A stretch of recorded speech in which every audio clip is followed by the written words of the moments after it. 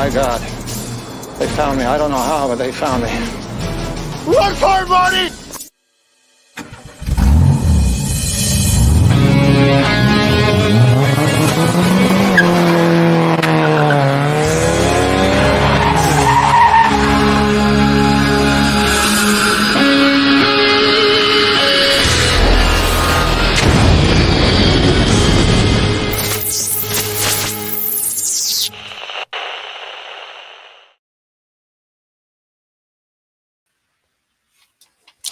Hey, YouTube, Fat Pastor here. Thank you for coming out tonight. Good night, good evening, good morning, wherever you are.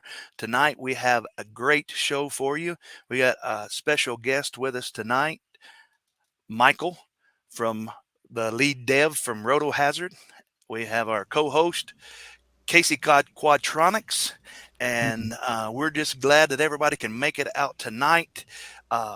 We'll be watching chat closely, so if you've got questions for Mr. Rotor Hazard Michael here, and please post them there, and we will try. Casey, help me keep an eye on the chat so that we make sure that people's questions get asked. Michael, thank you for joining us.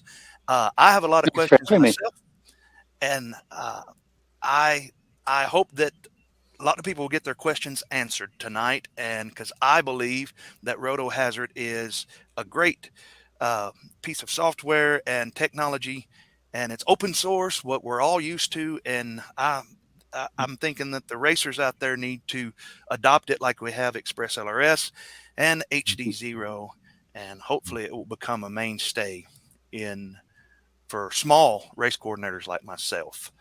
I'll get right into what I've been using, Michael, if that's okay. Yeah, no problem. And let me say this to the watchers, people listening.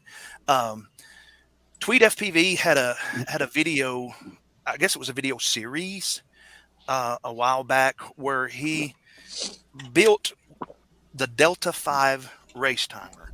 And correct me, Michael, if I'm wrong on any of this, but Delta 5 was also an open source project started by another group besides yourself, correct? That's right. And they come up with a board basically and built this. This is a Raspberry Pi. Mine has a fan on it. Big shout out to Roger Best from MultiGP who built this one. And it runs through the Raspberry Pi with an LAN port. It runs off of an XT60. Mine does. And mine is just a 4-channel. It has 4 Arduinos down here that run 4 individual FPV receivers or nodes. And unlike the Immersion RC Puck, which has 1, so I mean it works good if you got 1 or 2 pilots, but you get more than that, it starts jumbling up. And then the big Immersion RC, you got to have other softwares, from my understanding, to make them work. And I was talking to Roger on Facebook. He was like, well, he says, I got one that I'll sell you. And it was this one, and I'll keep the top of it off in case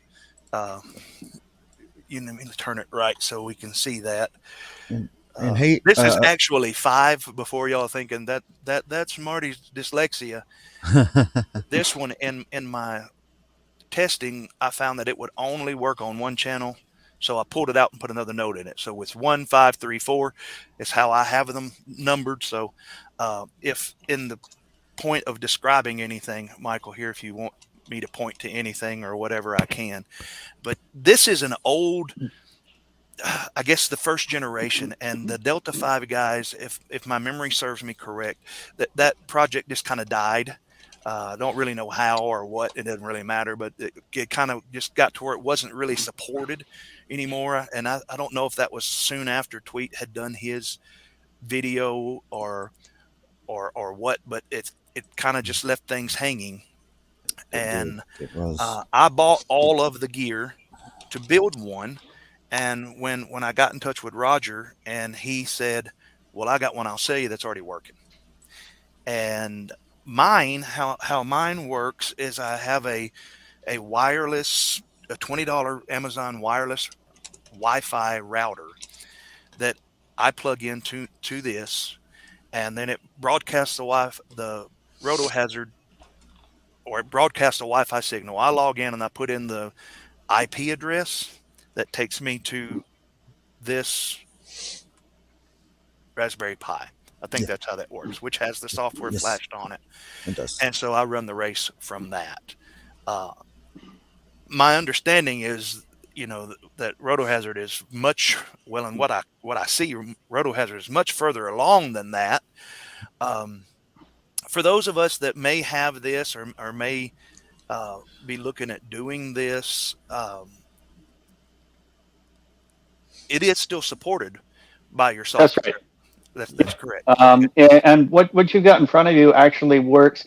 It's not just that it's supported, but it doesn't time any worse than the latest hardware iteration that we have. So you're still getting completely accurate timing with the Arduino system and the Raspberry Pi that you have there. Yeah. The benefits that you get from doing it in the more recent hardware is mostly in cost and in ease of updating. The newer systems is easier to connect to, and and reflash the nodes. If you wanted to make an upgrade right now to the firmware on each of those Arduinos, you have to plug in a USB on each one individually and open up the Arduino IDE and flash one after another and change a setting in between so each one knows what they are. Whereas the new versions will figure out where the nodes are automatically. You won't have to buy, 4 or 6 or 8 Arduinos. It's just one STM32. And the new board accepts some other external sensors and, and buttons and things that basically just improve ease of use. But they don't improve the actual accuracy of the system. Oh, All right. And so that's good to know. I mean, with it being yes. open source, and actually the Delta 5 boards they weren't designed by you guys. Is that correct? That was, y'all have taken someone else's technology, and as you built on it, you've just left it backwards compatible. Is that correct? What you have in front of you, yes, it was completely designed originally by someone else. That is, effectively the Delta 5 hardware design in its entirety. And, Rotor Hazard kind of picked up where they left off. Delta 5 was really focused around, getting a low-cost hardware unit, and there was a lot less focus in that project on the software side of things. You could set it up to run as a standalone system, but there were a number of bugs in it. It was difficult to use. The interface wasn't very user-friendly, and those things. But you could plug it into lifetime and go out and have a race, and that's what a lot of people did with it. Is they used it as a way to build a lower cost hardware system and plug into the software that they were already using. Right. Yeah. Right. And would don't let me interrupt you, because I'm bad about that. Just give me one of these if I've cut your thought off, please. I have another, and I kind of showed you this in the green room off screen. I have another. I inherited this one. Oh, yeah. And this is again another Delta 5 product, but what I also inherited with it was 2 spools, one 100 long, one 100 foot long, and the other one 50 foot long, of Cat 5 cable. That, my understanding, the RX and TX on one end of it was reversed, so that you could plug straight into a laptop and it would communicate.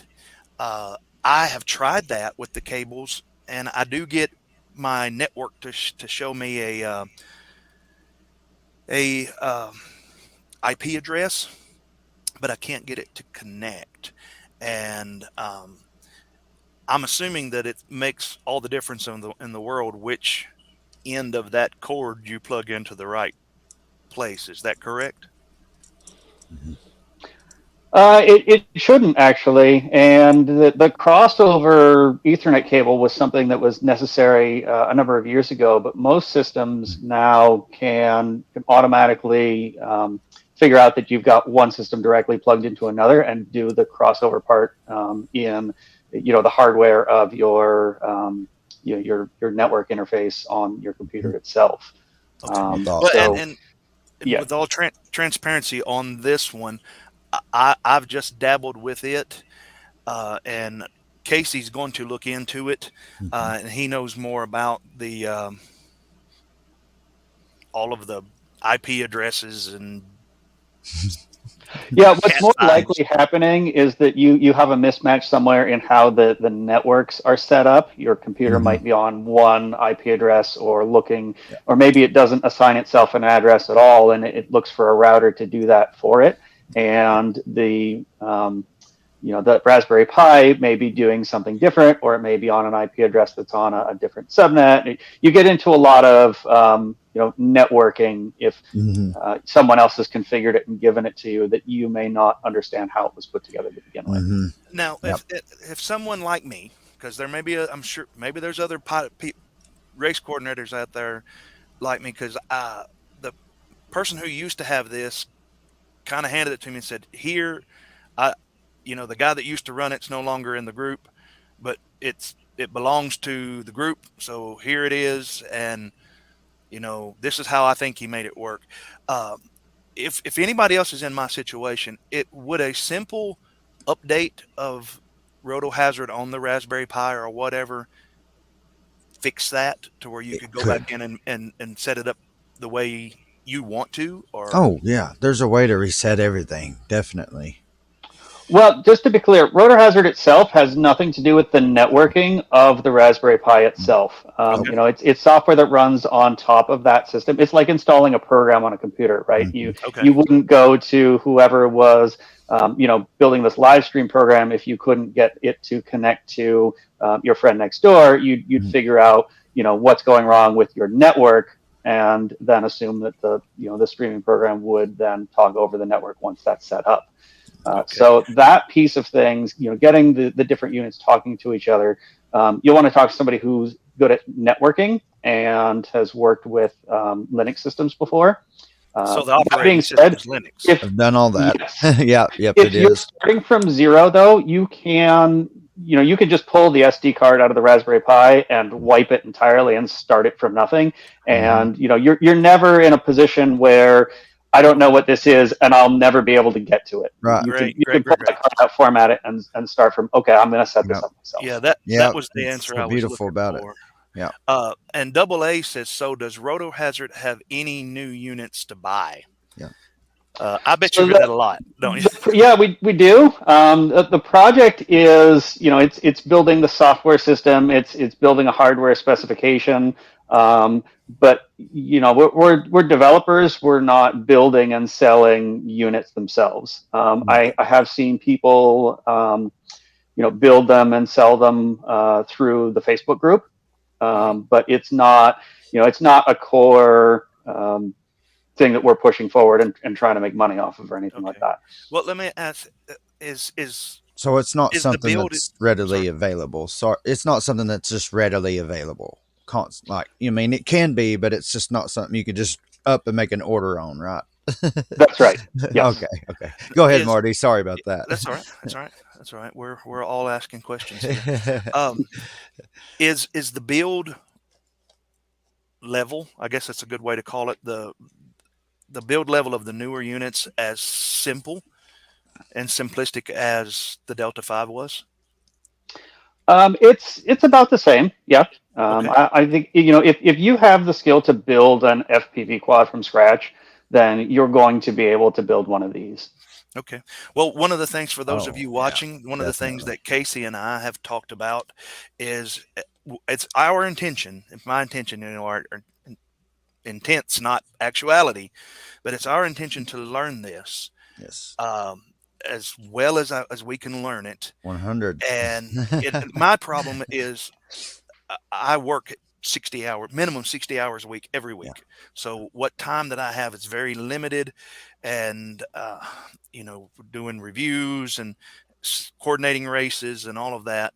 So Casey's coming along on my channel to help me out. He is, what are you certified in, Casey? I'm computer electronics engineering technologist. I went to ITT Tech.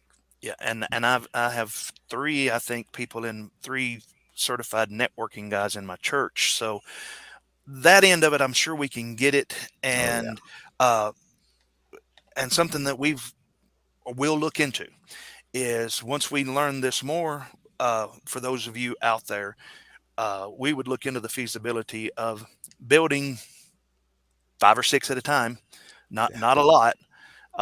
They all still require Raspberry Pis. Is that correct? Actually, no. You That's need good. to have a server, but it does not need to be a Raspberry Pi. It can be just about anything that runs Python, and that might be even your own laptop. There's a real benefit to having the Raspberry Pi as part of the component now, because if you have your system directly connected to those receiver nodes, then it pulls the times as they come in, stores them locally. If you lose your network connection or your laptop goes down, you don't lose those race times. They're kept on that system. But if you're trying to do this as simple as possible, you can connect an Arduino to a receiver and plug it in your computer via USB and run RotorHazard right on your laptop. Wow. Yeah, that's awesome. Wow. So AA says that he's interested in learning this too, so he can run races. Well, stay tuned. And AA is a regular here on our channel, and also so the other guy. We are, what was it? He said Corey Man. Yeah, there he is. Yeah. He built 2 of the first models. Yeah. And so that's our intent, is to get this more out there. Hopefully that, as I and Casey grow in our knowledge of this, and as we try to push at least a beginning standard, a place for somebody to go on and watch some videos and start and put up your first 4-channel Tiny Whoop race. Yeah. And that's our hope to do. And I will of course try to stay in touch with Michael in any way that I can, and all of that. If the question comes up that I can't answer or whatever, I know they have a Facebook group, a Discord, which I'm on, and that's also a GitHub where you can go on and get all kinds of information. The thing that I run into, Michael, is that when I go on to the Discord channel and I ask a question, generally the people that's responding to me are so much smarter than I am. And they're like, "Did you do the blue pill?" And I'm like, "I didn't take a pill at all." and I've learned real quick that I'm a little bit behind. And these, at least on the Discord, I'm getting back into Facebook. The guys seem so much more advanced than I am, and they answer a question, and I'm like, okay, I have no idea what you just said, but I don't want to seem stupid, so I'm going to say, okay, thank you. Well, all right. First of all, we'll probably be expanding access to the Discord soon.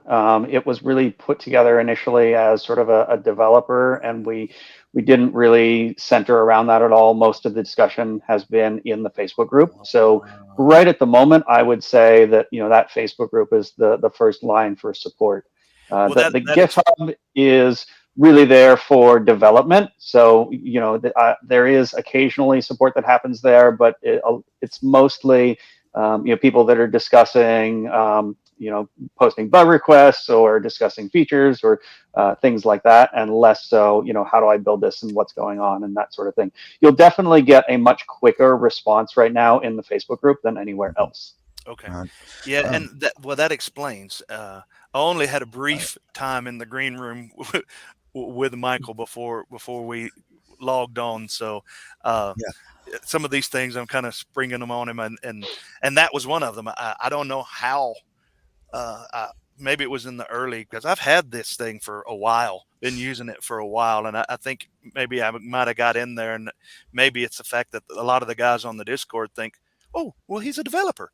So did you use this Python with this? And I'm like, I didn't touch a snake, and and I didn't take a pill, but but hey, they've always answered the question. So the community is awesome. The people that are there doing the support have been really excellent, and they go above and beyond to really try and get people through their builds. The best thing you can do is just explain what you're seeing as best that you can.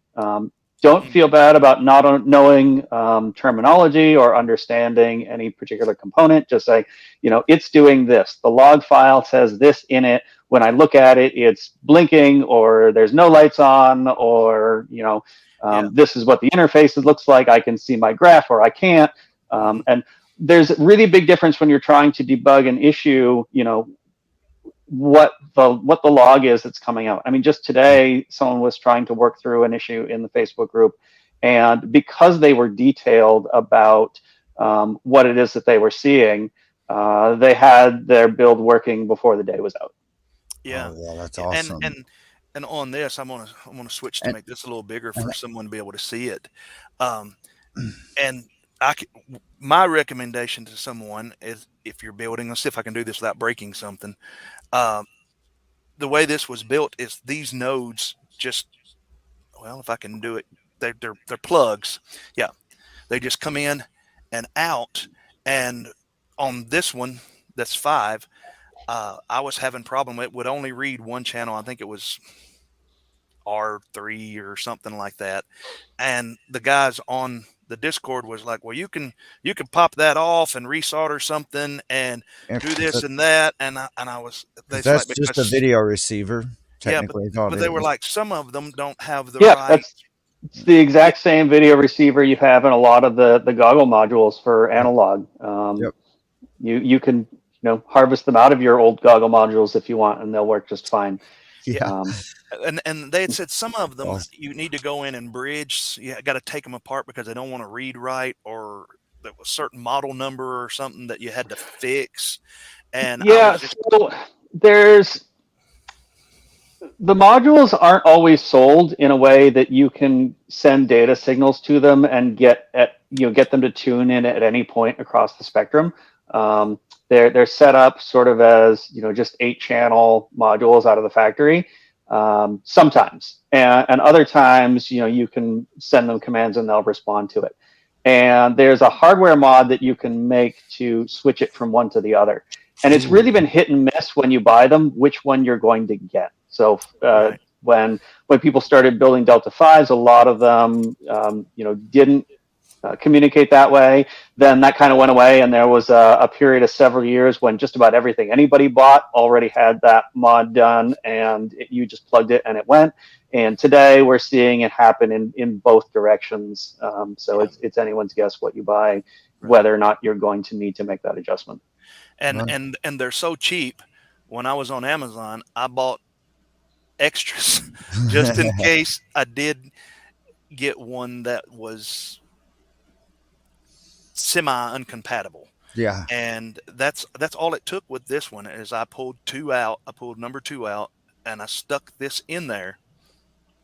That's all I had to do, and it fixed my problem. So yeah, that's great. So, and we know that in the hobby, you can get 2 bind and fly drones that's exactly the same, and if you have the same tune on them, they don't fly the same. It's the difference in the hardware. We all know that. And how do you go about upgrading these guys? Didn't we had kind of touched base on that a little bit, but not much. Did you say you knew much about how you go about upgrading those on that one that we was speaking about?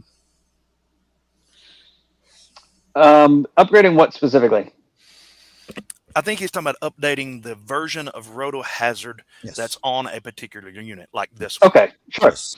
So, you'll want to get yourself to the server. In a lot of cases, that's, logging into your Raspberry Pi. And essentially, you just replace the program folder from the previous version with the one for the new version. And the when SD you go onto GitHub, and you look at the new release, we put a set of instructions in there that you can run on a Raspberry Pi in order to, take the current folder that you have and move it to a temporary location and then download the new one. And that's basically all there is to running the upgrade a lot of the time, Awesome. at least recently. Awesome. If we have made changes to the firmware that would go on the Arduinos or the Blue Pill, depending on which version you have, you'll need to upgrade that too, and that will change from one system to another depending on which hardware revision you have. Like for the one you have on your desk, you'd need to plug in a USB cable to each one of those individually and upload that new firmware on there. But that we've got instructions for that on the GitHub for how that gets done when you want to make an upgrade. Yeah, you gotta love GitHub, definitely. And then that one well, I blanked out. Go ahead, Marty. Well, is this hardware like I have here? Oh, I was going to ask about the Blue Pill thing. I keep hearing about the Blue Pill. Yeah, that. And that the Blue Pill makes it easier. Is this hardware here able to be converted to Blue Pill? Are these Arduinos able to be? So let me show you what one of those looks like. I have one here on my desk right now. And if I pull the top off of this one, so it's built, this one is built a lot the same way yours is. We have the Raspberry Pi here on the bottom. I have a few, extra bells and whistles here. There's a button I can use to shut it down in the field without having to log on to the system. But then inside is where the differences are. And you see the nodes here are standing vertically. And that lets me pack all 8 into a case about the same size as what you have for 4. Right. And then over here, this one board, which is about the size of the Arduino, that is the Blue Pill, and that controls, that pulls in the readings from all 8 of these simultaneously. Oh, wow. Okay. Way so it's easier. Just one instead of 8 Arduinos. And that's how this system is cheaper to build than the Arduino-based system, is because you've only got one controller, and that's got to have enough processing power to handle all 8 of them instead. So that's why. And then over here, you've got the voltage regulator, but a lot of the other stuff here is optional stuff that just, again, it helps ease of use, but it's not required. There's a real-time clock module because the Raspberry Pi doesn't have one on board. There's a couple of sensors for temperature and humidity here. Those are the voltage regulators. There's a beeper on the board so that you can give some audio feedback. And then we have some fans in this one as well. But all of that's optional and doesn't affect timing accuracy. And what do you use for running the Linux? It's a Raspberry Pi. It's the same, probably the same model as what you have at the bottom of one of your timers. Yeah, the 3? Yep, I think that's a 3B. 3B is. I'm pretty good with Linux. I'm pretty good with it. I actually use a regular version of, or not a regular version, but a version of Windows to save several and many different hard drives and stuff. I actually went back, and of course I'd use my old links from where I purchased things, and with the way Raspberry Pis, of course, Amazon didn't. Where I went, Amazon didn't have them anymore, but it put my build that did cost me probably maybe around $150, maybe $200 when I purchased all of these parts. This back before COVID. So, but now with the Raspberry Pi being so expensive, it's and even the Arduinos have went up some. So, what replaces them is it still in the price range? I'm assuming it's cheaper. With you saying it being cheaper to build than the it's not. One of the Blue Pills isn't cheaper than an Arduino, but one Blue Pill is certainly cheaper than 8 Arduinos. Right. Okay. How much are they? Usually they range around. I think it's 5 to 10. Oh, wow. wow. It's not a, yeah, it's Nothing. not a big Nothing. deal. Okay, so Right. that doesn't even Yeah. matter when it's that low of a price, right? Yeah. Right. That's awesome. Yeah. So Right. wow, so that and the board, and then of course you gotta consider the board and all that stuff. What about the whole kit? How much would that run you? It's going to depend on what you put into it. Say if I you were actually to. haven't run the prices recently because, again, with chip shortages, a lot Oh of yeah, prices have gone up. true. The last time I was looking at it, you would probably end up spending about 150 all in. But if you wanted the additional sensors and so forth, that's in the one I just showed you, you'd probably be getting up closer to 200.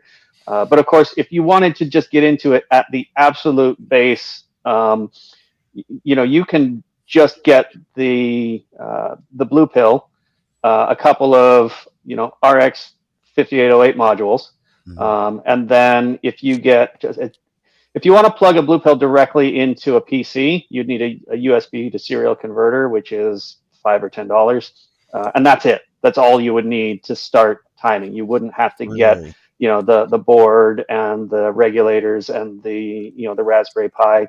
That's only necessary now if you want it to be a standalone device that you can set out in the field somewhere and forget about it. I'm Yeah, writing this down. This is good stuff. It's really good stuff. yeah, I can. Remember that? Hopefully, the Raspberry Pis are going to be a lot more easy to find now over the course of this year. They got almost as difficult, if not harder, to find than a lap RF module. Yes. So the fact that you can put it on different things is certainly helpful, but if you wanted to get it on the Raspberry Pi, they are still a little bit difficult to find. Yeah. I believe I I know the understand. answer to your question, Double A. The Linux is what runs on the unit. Yes. My timer runs flawlessly on my Mac or my laptop because it's my understanding now is that actually RotorHazard's in the Arduinos. Is that where that's at, or is it on the flash card of the? There's a couple different components. So the Arduinos or the STM32 Blue Pill are a node receiver and controller, and then you need to connect those to a server. And the server, in most cases, is the Raspberry Pi, which runs Linux by default. Or if you want to plug it into your PC, that can be a Windows or a Mac PC, as long as it can run Python, as long as you can install Python on it, you can run that server. And I've of course got Python on all my stuff because I implement a lot of the Android based stuff. So right, yeah. So yeah, man, it's actually getting to where I can understand it. How much it helps to just talk things through. Yes, So yes. It's amazing. Yeah, and amazing. We'll get to that. That's Casey's word, amazing. I'm trying to talk him into changing his racing name to Amazing Casey. Yeah. Oh yeah, I'm going to change it for sure. So I'm looking here to see if there's any questions. There's quite a few. Will RotorHazard SW be able to control the lap RF8 way? So this is I'm not going to say no, but it's not a focus of the project because really the system is it's designed to be a unit that small or medium-sized groups can use primarily, and then the fact that larger groups have picked up on it is excellent to me, and I'm really happy to see that. But my community focus has always been the small and the medium-sized groups. I know that some work has been done to allow the 8-way to connect to it, but because it's a standalone unit and they weren't developed in the same way, we're not going to get the same features out of connecting to the 8-way that we can when we've developed the firmware that talks to those nodes directly. And the critical piece that I mean by that is being able to retroactively catch your laps after a race is over. If we connect it to the 8-way, we won't be able to do that accurately because it doesn't send the kind of data needed for that to happen. That's one of the things I like about it is, as when I'm trying to run a race, if I'm marshaling, if I'm correct here, is the word that I'm using, that tunes these nodes to say Casey's Mobula 6 VTX is different than mine. Yeah. And so Casey's needs to be adjusted to read right as it goes over the node. And one of the things that I like about it, and I'm assuming this is stored on the Raspberry Pi, is I can go back in, and if there's a lot going on, I can remove partial laps. Just go in there and just click that, because everything is stored, and I can kind of fix a pilot's laps. Let's say if in a circular course, if you pass the gate and it trips as a pass, as a lap, and you come back up here around and you're really going away, and somehow through multipath and it trips again, I know you can set a certain amount of seconds that said within that, but what I was able to do with mine, you just go into there and you just say, nope, that third lap was not a lap, and then it puts the two back together, and now the new third lap is correct. And I'm thinking it probably wouldn't do that if you was hooked straight, right? If you went directly into a LapRF 8-way, it's not going to send us the RSSI data we need to produce those graphs and show you that previous race history, and at least not in the granularity that we need to be able to do it accurately. Yeah. Okay. All right. We got Blizzard FPV gives a big shout out to Marcel Off Axis live stream that starts in about an hour and a half. So yeah, going over there and hit up Marcel also. He's got a gift card tonight, looks like. So let me read here. I'm late. Pops, you can jump in if you want to. The link is in the chat for people that want to jump in and ask questions. Chat, if you have any questions for Michael here. So I see one in there about a Pi Zero, and I want to address that one. Thank you. I wouldn't recommend running your race server off of a Pi Zero because it doesn't have a lot of power to it. You would end up waiting a long time. I think it would function, but when you start your race, there would be a delay before it actually kicked off. When you saved it, there would be a delay before you could do anything else with it again. When you went to view the results, you would probably have to wait several seconds every time in order to get that. But there is a really good reason you might want to go to Pi Zero anyway. Oh. And that would be to build something like this. Oh, yes. So this is it's just an LED display panel. This is a 16 by 16 pixel display, and it can show start signaling and end signaling, and it'll scroll lap times if you want it to, and all of that. And I can run this completely wirelessly at the field with just a power bank, a Pi Zero, and connect those to the LED panel, and it will run over Wi-Fi to connect to my timer and display all of those things during my race. Wow! So as a pilot's crossing over there, not only do you have the audio saying Fat Pastor 15.1 seconds, it can actually literally show up scroll 15.1 seconds. That's right. Oh yes. Casey, you're gonna have to build FPV pilot. You won't really see very much because it's gone before you've registered. But as a spectator, it's a really nice thing to have nearby. If you're expecting to bring people in and show them what this is all about, then it's awesome. Yeah. And if you put it close enough to the start line, especially tiny whoops when you can get really close to it, having it be a start signal. I've actually heard of people using these so that their deaf pilots know when to start at the same time as everybody else, and they're not disadvantaged. Oh, yeah. I didn't think that. That is very great idea. Double A said, so the Pi is the computer. I want to build it. And the storage the laptop and storage for the laptop. Yeah. Storage of Yes, the when data. you build it the way that you have it right there, then the Raspberry Pi is the server, and that's the storage, and the it handles commands that come in and data going out and all of that together. And you just is there ultimately connect to it through whatever. This may be a stupid question, but I'm going to ask it anyway. So what this is running is the Raspberry Pi 3B, because and I believe the B just has the LAN port in it. Is that correct? I don't remember the differences in the Raspberry Pis, but I do know if you're getting a 3, then the B is the one to get. But you don't want to try to run a 2. I don't even know if there's a 2. There is a 2. It doesn't work as well. You might have some of the same issues that we just talked about as if you tried to use a 0. And so what's is 4 like the latest one now? Is that Yep. And that's probably the 4 would be fine too. Probably the best future-proofed one to get if they're not too much difference in price, or is it not that much difference between the 3 and the 4?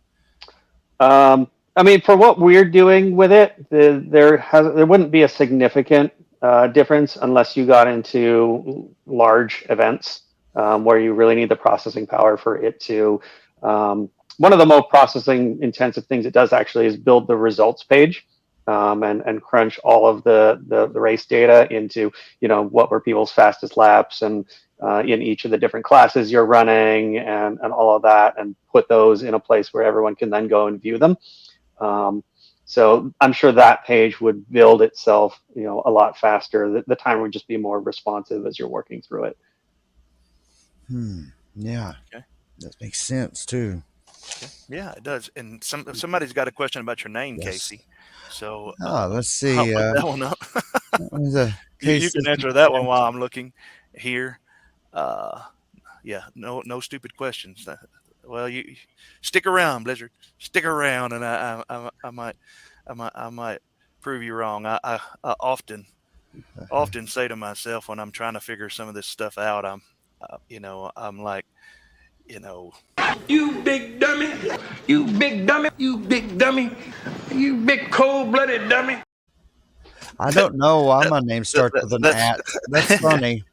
I never noticed that. That's the thought process that goes through my mind sometimes. You big dummy, you big dummy, you big. I didn't mean to hit that again, but because I'm a big dummy. Nice. So to address another comment there, the blue pill replaces the Arduino. So we need a processor that's very, very close to the receiver modules. And originally that was the Arduinos. They look at what the signal strength is on every millisecond basically, and they do that constantly in order to pay attention to what's going on. So knowing that we have a good solid connection between the receiver and some sort of small processor is really important. But that's what the blue pill does, is replace all of those Arduinos, because it has enough processing power in it that it can handle all 8 of those modules instead of just pairing a single Arduino with a single receiver.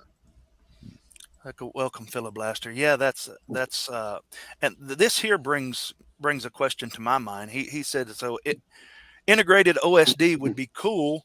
You have the times in your goggles. Maybe, I don't know, because I know HDzero is open source, RotorHazard's open source, ExpressLRS is open source, and I know the HDzero goggles have the backpack feature. So I don't know, that might be something over Wi-Fi that maybe some dev could work up one time. So it might happen. Actually, the current version of RotorHazard will do this, but it will only do this with the Clearview 2.0 receiver. And the reason that it will only do it with a Clearview is because the Clearview is the only hardware manufacturer who has had somebody who has worked with us to make it happen. I've actually, over the years, have talked to various people about this. I've had conversations with TBS, and there's been some discussions about APIs with Immersion RC. I've had conversations with the Orga folks. I've had conversations with HDzero. There has to be hardware support at some point. There has to be an API so that a programmer can send something and make it appear on that display. And right now, the only one that has that actually functional enough to use was the Clearview. So we got that done. We would love to get it done in the HDzero, but right now, we don't have an interface where we can send data anywhere and have it show up on the other side. It's almost done on our side to make that happen. It's just that last step of getting that data to the system that will ultimately put it on the display. Okay. And so is that kind of in Carl's hands at the moment, and maybe a little bit. We were hoping that the ELRS team might be able to help us with this because they're working on being able to pass stuff in to the OSD as well. And is that through the backpack feature? Yes. Okay. So it's possible that we'll get there by integrating instead of directly to HDzero, but we'll go to ELRS and then they'll have a connection in that works with HDzero. I'm not sure exactly how that's going to be yet, but it's support and it's having that interface on the other side of it that I need to push this feature further. Oh okay. Yeah, definitely. And let me say this, Dan, Joshua, surely one of you is watching after our conversation. Help me help these little people like me get this stuff out there. I know you have contacts with people at HDzero that's better than mine, and and Express LRS. Let's get this stuff. Let's get this done. I mean, we should have this done. This should be going. And so here's one of my early experiments of trying to get it into the rapid fire. Oh, okay. So is it sending an analog signal? Because I know that we're gonna have to do some more talking. I don't want to keep you. I know that Ryan Quillett has been doing the thing where he's running the analog VTX to get the audio from the quad, and it's running through the analog module, but he's still flying digital. So that might be a situation where when HDzero, if we're flying digital, the data, so to say, or the OSD, if you will, that you're sending from the Clearview could probably be sent into the analog and patched in. I don't know.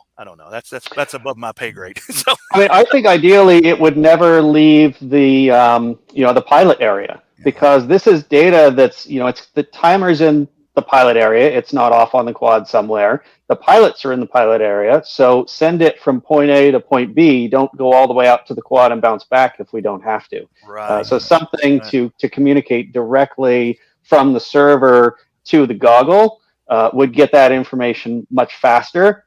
So it would be much more up to date. It would be able to update quicker.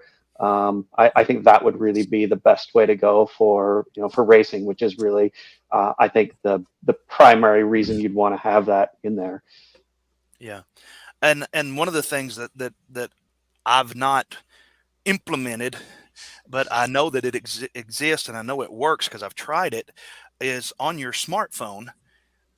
If you set up the way that I set my race timer up through a Wi-Fi network, anybody that's in the range of that Wi-Fi network that's really not hooked to a computer, the outside world, it's only running RotorHazard stuff. Mm-hmm. You can take your phone, log into that Wi-Fi, and you can see who's up next. You can see your race times. You can scroll through all of that kind of stuff right there on your phone. And it's just, I've been dumbfounded as to why this isn't more known and more, and people that have been influencers in this hobby longer than I have, or bigger than I am, aren't getting this data out there. So I'm going to try, and that's what we're doing tonight. Yes. So I think one of the reasons is that the commercial grade equipment exists and it does a really good job. Lifetime has been out doing this for a long time, and they have software that works really well. The immersion, LapRF 8-way does a really good job at picking up, especially outdoor quads. you put it out there. It generally takes a little bit less configuration than a rotor hazard system, so it's more plug and play. So if you have $1,000 to put on your race setup, like a lot of the larger groups may, then you can get this commercial grade equipment, and you don't need to worry about investing in how inexpensively can we do this, and all of those other things. And I think that this is one of the only projects that really focuses on the small and the medium-sized groups. I know you guys have had experience with the personal timers. You remember the TBS race tracker probably, which is out of production, and then the lap RF puck, which work really well if you're flying by yourself.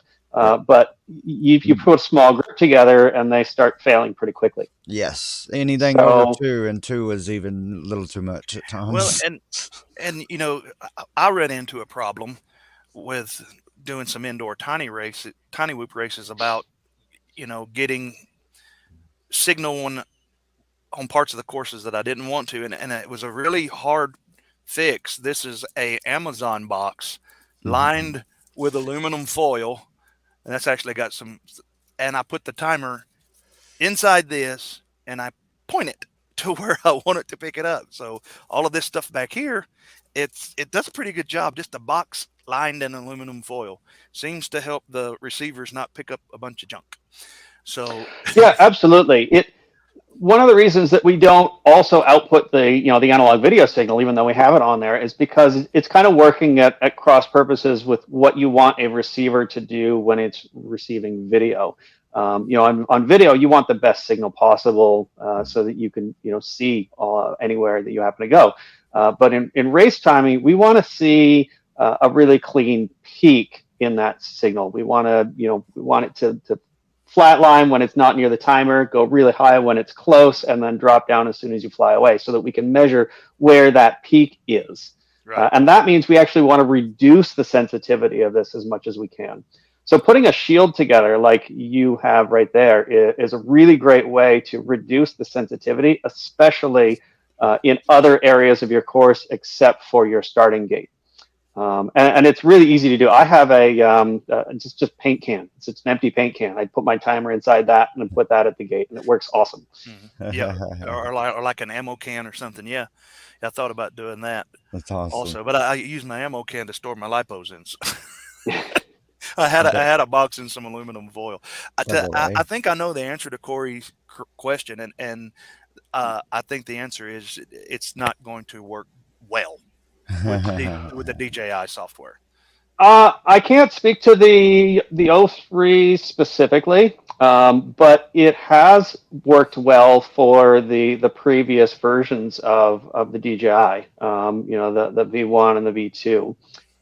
And that's actually one of the things I think that's brought the project as far forward as it has been, is because that lap RF 8-way is really tuned for the analog signal, because that's all there was when they developed it. They did a really good job at building something that worked for that purpose. And then along comes this thing, this new digital thing from DJI, and it doesn't work as well because it outputs a different kind of signal that they're not looking for. And the way that Rotor Hazard works is we have to work with whatever, RX 5808 module you happen to have gotten off eBay that day for as little as you could possibly pay, right? So these things vary a lot in quality, and the signal changes quite a bit. And we worked on tuning the thing and that in a metal building with tiny whoops. So we're working with, kind of the worst case scenario that we possibly can. And we kind of got lucky in that, here DJI comes along and they're doing something different with signal, but the way that we approached it to begin with worked for those systems. So as long as they're outputting a fairly, reliable signal on a specific channel, we should be able to time that as well. Yeah. If they start doing things with, with frequency hopping where they're bouncing from one channel to another, then it's not going to pick it up well. Again, I can't speak to the O3 specifically, but if people are racing with it, there's a pretty good chance that we're going to be able to pick it up as well. Okay. And awesome. Double A asked a question that we asked earlier about the 8-way. Can they get it without it being handed down? Is there any commercial models? he understands that they're not being manufactured. That's one of the things we talked about. Casey and I have talked a little bit about getting together. Let me just say I'll this: build one for you.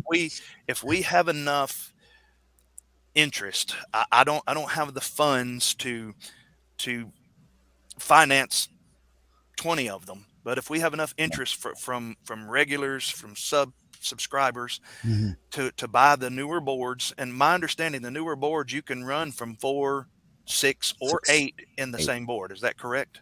That's right. Okay. Yep. So, and once we get that down, how to build it and find out how much that would cost and all of that, we are not, it's not out of the ballpark for us to build some and sell them pretty much at cost, and our time involved to get a group of racers that we can work together and see. It would be advantageous to me to put it out there to some of my friends and say, hey, when you're running into problems too, come back on the channel and let's talk about it. Let's or have a live race or something, and we work this stuff out. So I think it would help us as small coordinators and all of that. So I am willing to look into buying, 5, 6, something like that if we need to, and building them up and selling them. But understand it'll be 2 guys in a basement soldering them up. So and one of the things that I have noticed, and as you saw earlier, if you haven't come on yet, and Michael has addressed this also, you order these. Let me make this my main screen, at least, and correct me at any time during this, Michael, if I'm not right here. Yes. I went on to Amazon and I ordered these. That's the RX 5808, and I just soldered pins to it so it would slide in and out. The quality of these vary. Mm-hmm. And absolutely, yes. And you may get 2 of your 4 that don't half work right. You may get all 4 that work right. And so this is, what are these? I think I paid like $6, $8 a piece for them, something like that. They're cheap. But that was back post or pre-COVID. And so that is a thing that, if we built them and all, of course we would do some testing and all of that, but until you get out there and start using it out on a regular basis, you're not going to know that. But anyone that we would build one for, like Michael said, if you know how to build a quad, then you can solder pins onto another one and replace it yourself. Yeah. Because it is literally just unplug it and plug another one up in it and start doing your tuning process again. Yeah, we'll do all the harder stuff for you. All you'll have to do is something simple if you ever need to. Yeah, the nice thing about the way that we have approached calibration, though, is that, if you have a module that's underperforming a little bit, it may not work well for receiving video anymore, but we can still use that for timing. And basically just put it in there and see whether or not it works. But because you dial in the sensitivity based on what you're actually seeing as an output from the module itself, there's a lot more leeway in what we can and can't use and what the sensitivity levels are that function for us.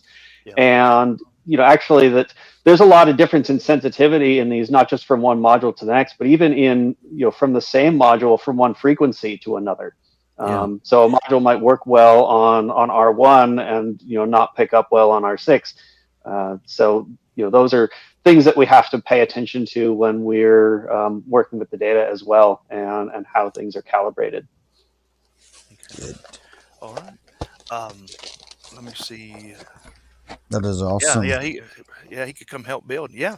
Yes, we could definitely. We could turn the basement of my church, which is under reconstruction right now. We could whip up 20 of them if you guys wanted to show up for a weekend and or a day and build a bunch, we could do it. Yeah, definitely. Mass So manufacture them. So, and the question that just popped in my mind, and I don't want to keep you, Michael, because and full disclosure, I told him to come on for a few minutes. He's been on for an hour. He's been very gracious. So, Yes, God bless you for that. that's the pastor in me. I tell people, I say in closing, and I say, do you know what that means? And the rest of my congregation says nothing. So I could just keep going, but the saving to a node, is that, when I'm marshaling and I'm doing that tuning, bringing the entry point and the exit point up and down to where that spike is just right, and if am I understanding correctly, when I go to the settings over to the side, and if I say save that to the node, is it saving a tune to that particular node, or is it really just saving it to the Arduino or whatever, or is it doing neither one of them? So it's going to depend on what your process is specifically. There's a few different things in play here. So at its base, effectively in calibration, you're looking for the point just below where those peaks are, and then your exit point is pretty much anything after it drops low, but not anything where you say, okay, we're definitely sure the lap has ended now. That's what your exit point is. Actually, can we share a screen? I think it would be easier to demonstrate visually. Sure. Definitely. Yeah. If you share your screen, I'll just go ahead and accept it in there. And Blizzard, we will to answer your question, we've already got that all planned out. We will be using the same return policy as Banggood. Yep. So yep. No. Send it back to me, and 2 years later you can file a claim with PayPal. So, all right, here we go. All right, so I have this is just a local server run. This is actually running off of my Windows machine that I develop on. So this is Rotor Hazard running on Windows, but it's not actually connected to any nodes. This is race data from previously. But I'm going to go into the Marshall section and take a look at, let's grab a qualifying heat here. Yeah, pay attention to this, Casey, please. Oh, I definitely am. This is a good one. So this is one of our pilots, and you can see, just after they took off, there's the crossing of the gate, and then every time they run close to it, they hit fairly near that. So this one's nice and clean. You can see that, basically every time it goes above that red line, that's when the system is going to say, okay, there's a lap here that I'm going to capture the time for. And then once it goes below the orange, that's when it's going to stop looking and say, okay, I know that a lap just finished, and I'm going to tell you what the time was. So it actually doesn't matter, where this yellow line is. If you have a clean signal, it can be almost, all the way until you're way down here before those laps start running together. Yeah, I noticed when you went about halfway down, what the green means, right? Your furthest right one. So the green highlight says this is where the laps are being detected right now. Okay.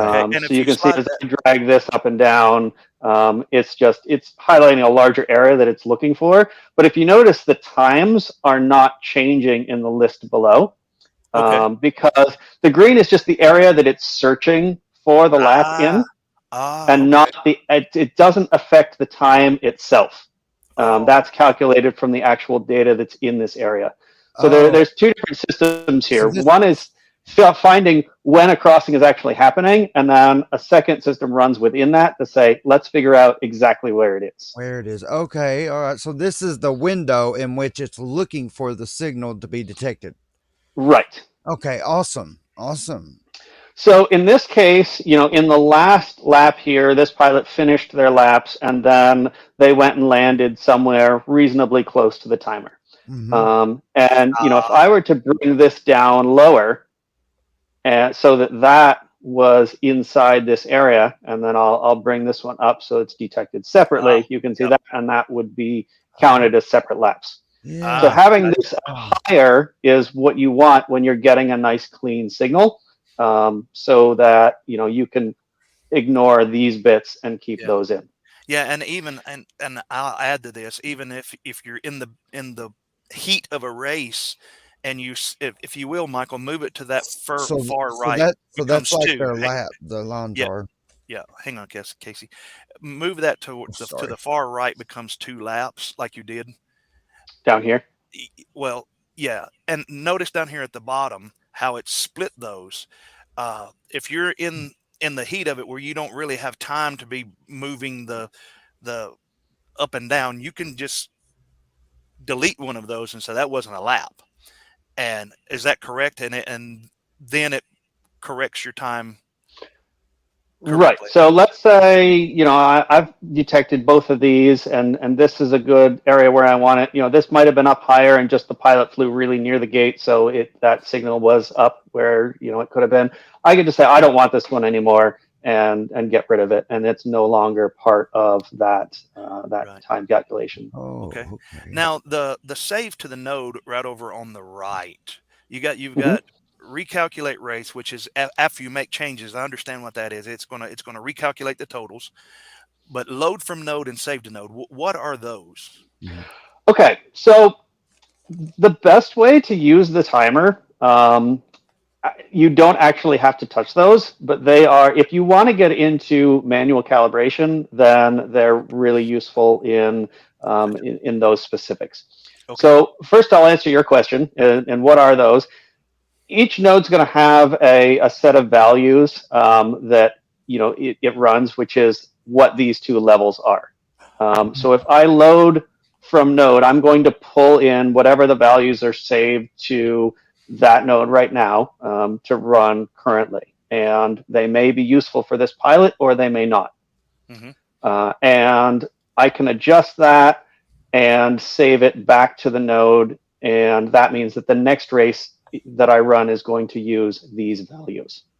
And this is, when we say it's saved to the pilot, it's really saved to the node, because these are saved to the node. Yes, basically the channel, like R1. That's right, because your nodes will be assigned to a specific channel each. Right, and if you have a pilot come up in the next heat who's different, whose quad acting different on R1, then you're going to have to adjust them a little bit. And I think where I was going wrong, Michael, is I would adjust and think, okay, Casey's racing and he's on R1, and in the second heat I'm on R1, and our quads are a little bit different, so I'm going to save Casey to the node, or I'm going to save myself to the node while I'm racing, so when Casey's running it, he ain't got to worry about it, and then I'll just adjust Casey. I was really kind of screwing it up, right? So that would be the correct approach if you were using a fully manual calibration. And I believe we introduced in version 3 what's called adaptive calibration, and it's the default. So if you haven't shut it off, this is what you're using.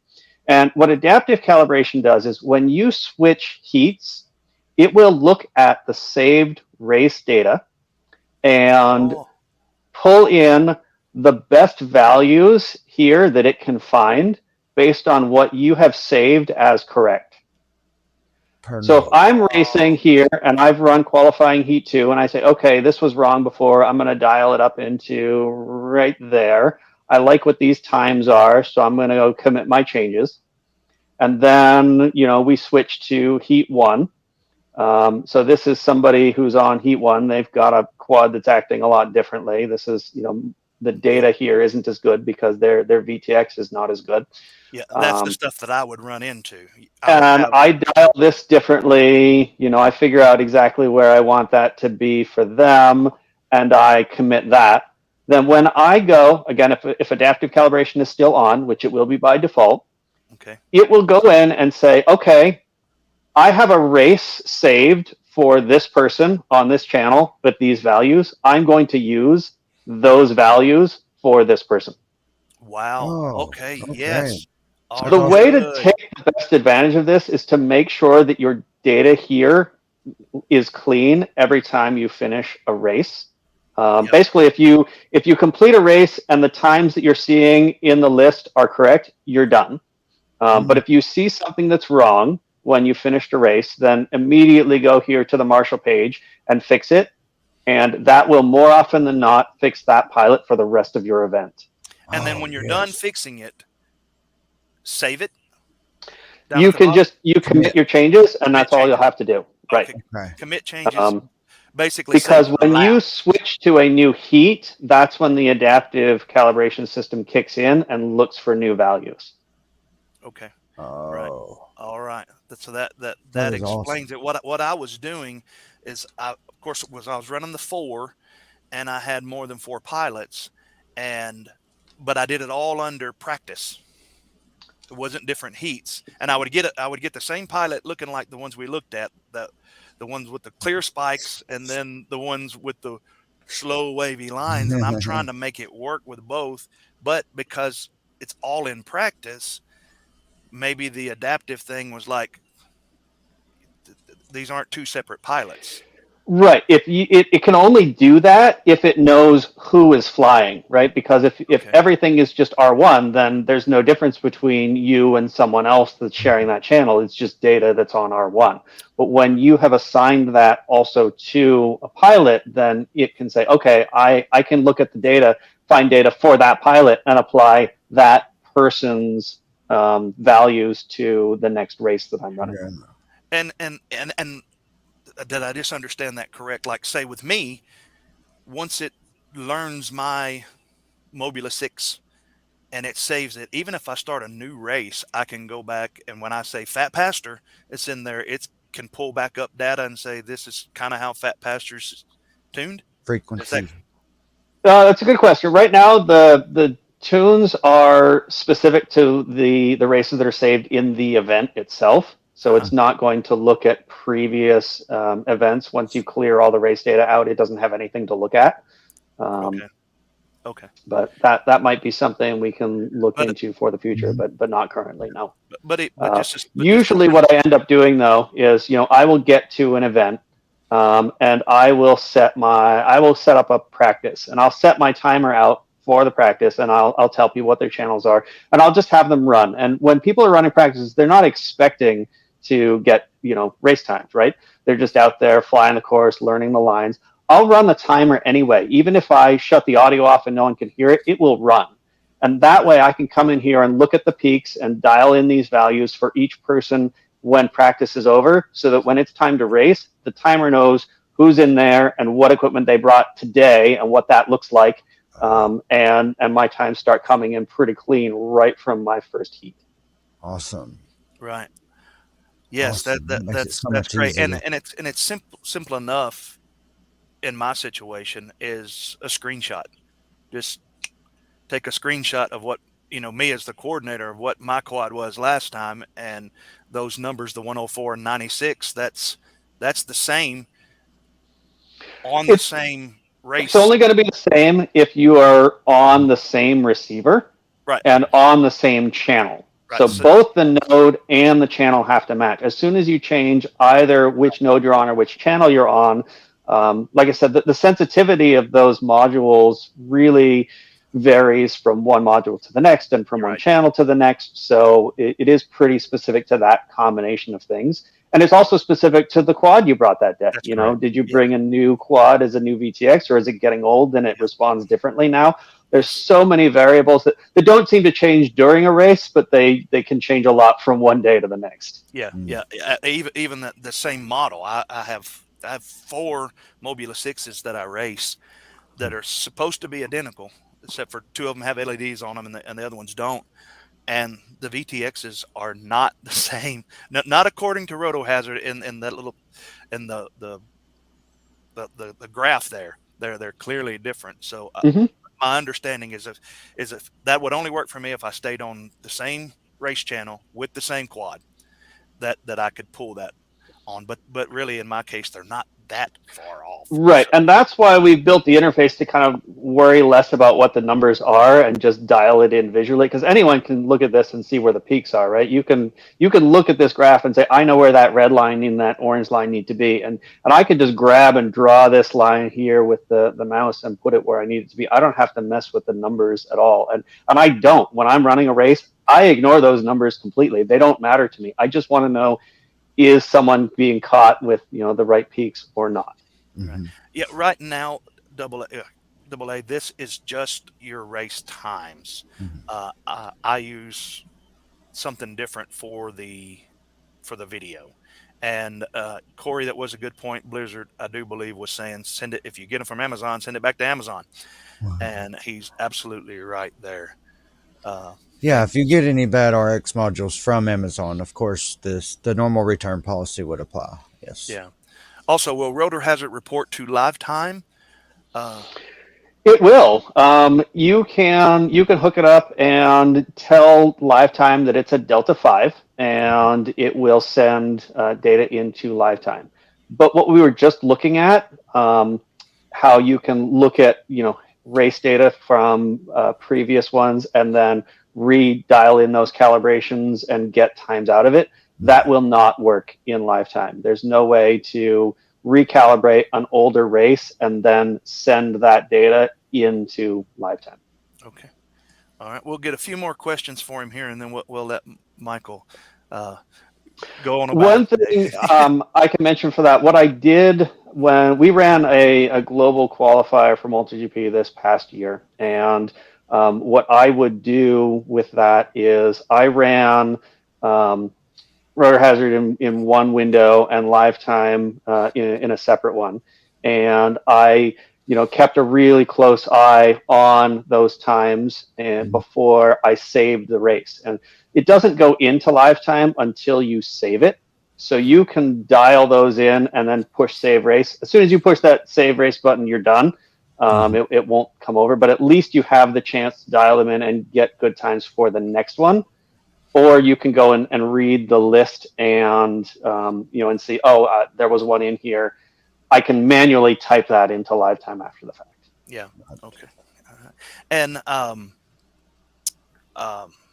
I forgot the question I was going to ask. Do that quite often too. We'll move along. And Blizzard, that is my level sometimes also. This here is made me not feel so alone. Yeah. Here's pretty much me soldering up a microphone. Are you okay?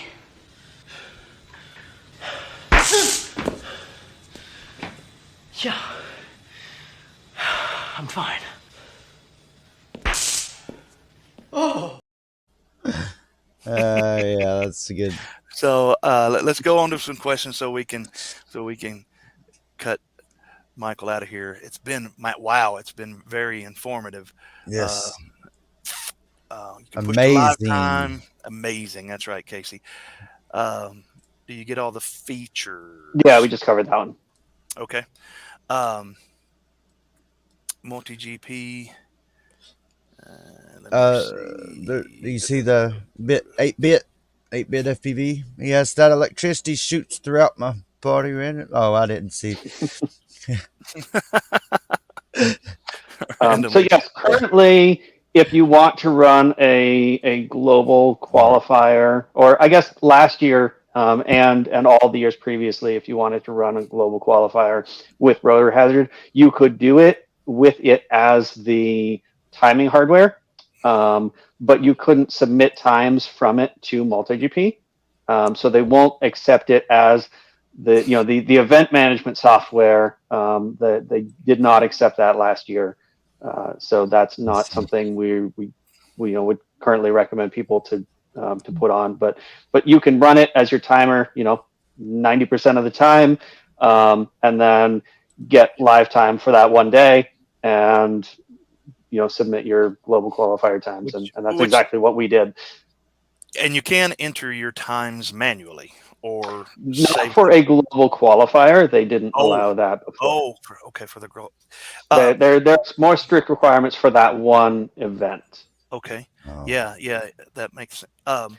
Brackets. That was something that I remember seeing. Does Rotor Hazard have the ability to set brackets up, or is that something that is done on a separate piece of software, or how does that work? We are working on it. Let me share again, because actually this is something that is currently in development right now. So this is the next version. We have to finish up the version that we're working on right now with a couple of bug fixes. We'll get that out the door, and then this is what's coming down the line. So instead of everything being in settings, we've broken some of that out into a format page, and this allows a lot of these are settings you may have seen on the settings page previously, but there's some new stuff here, and specifically we're talking about heat generators.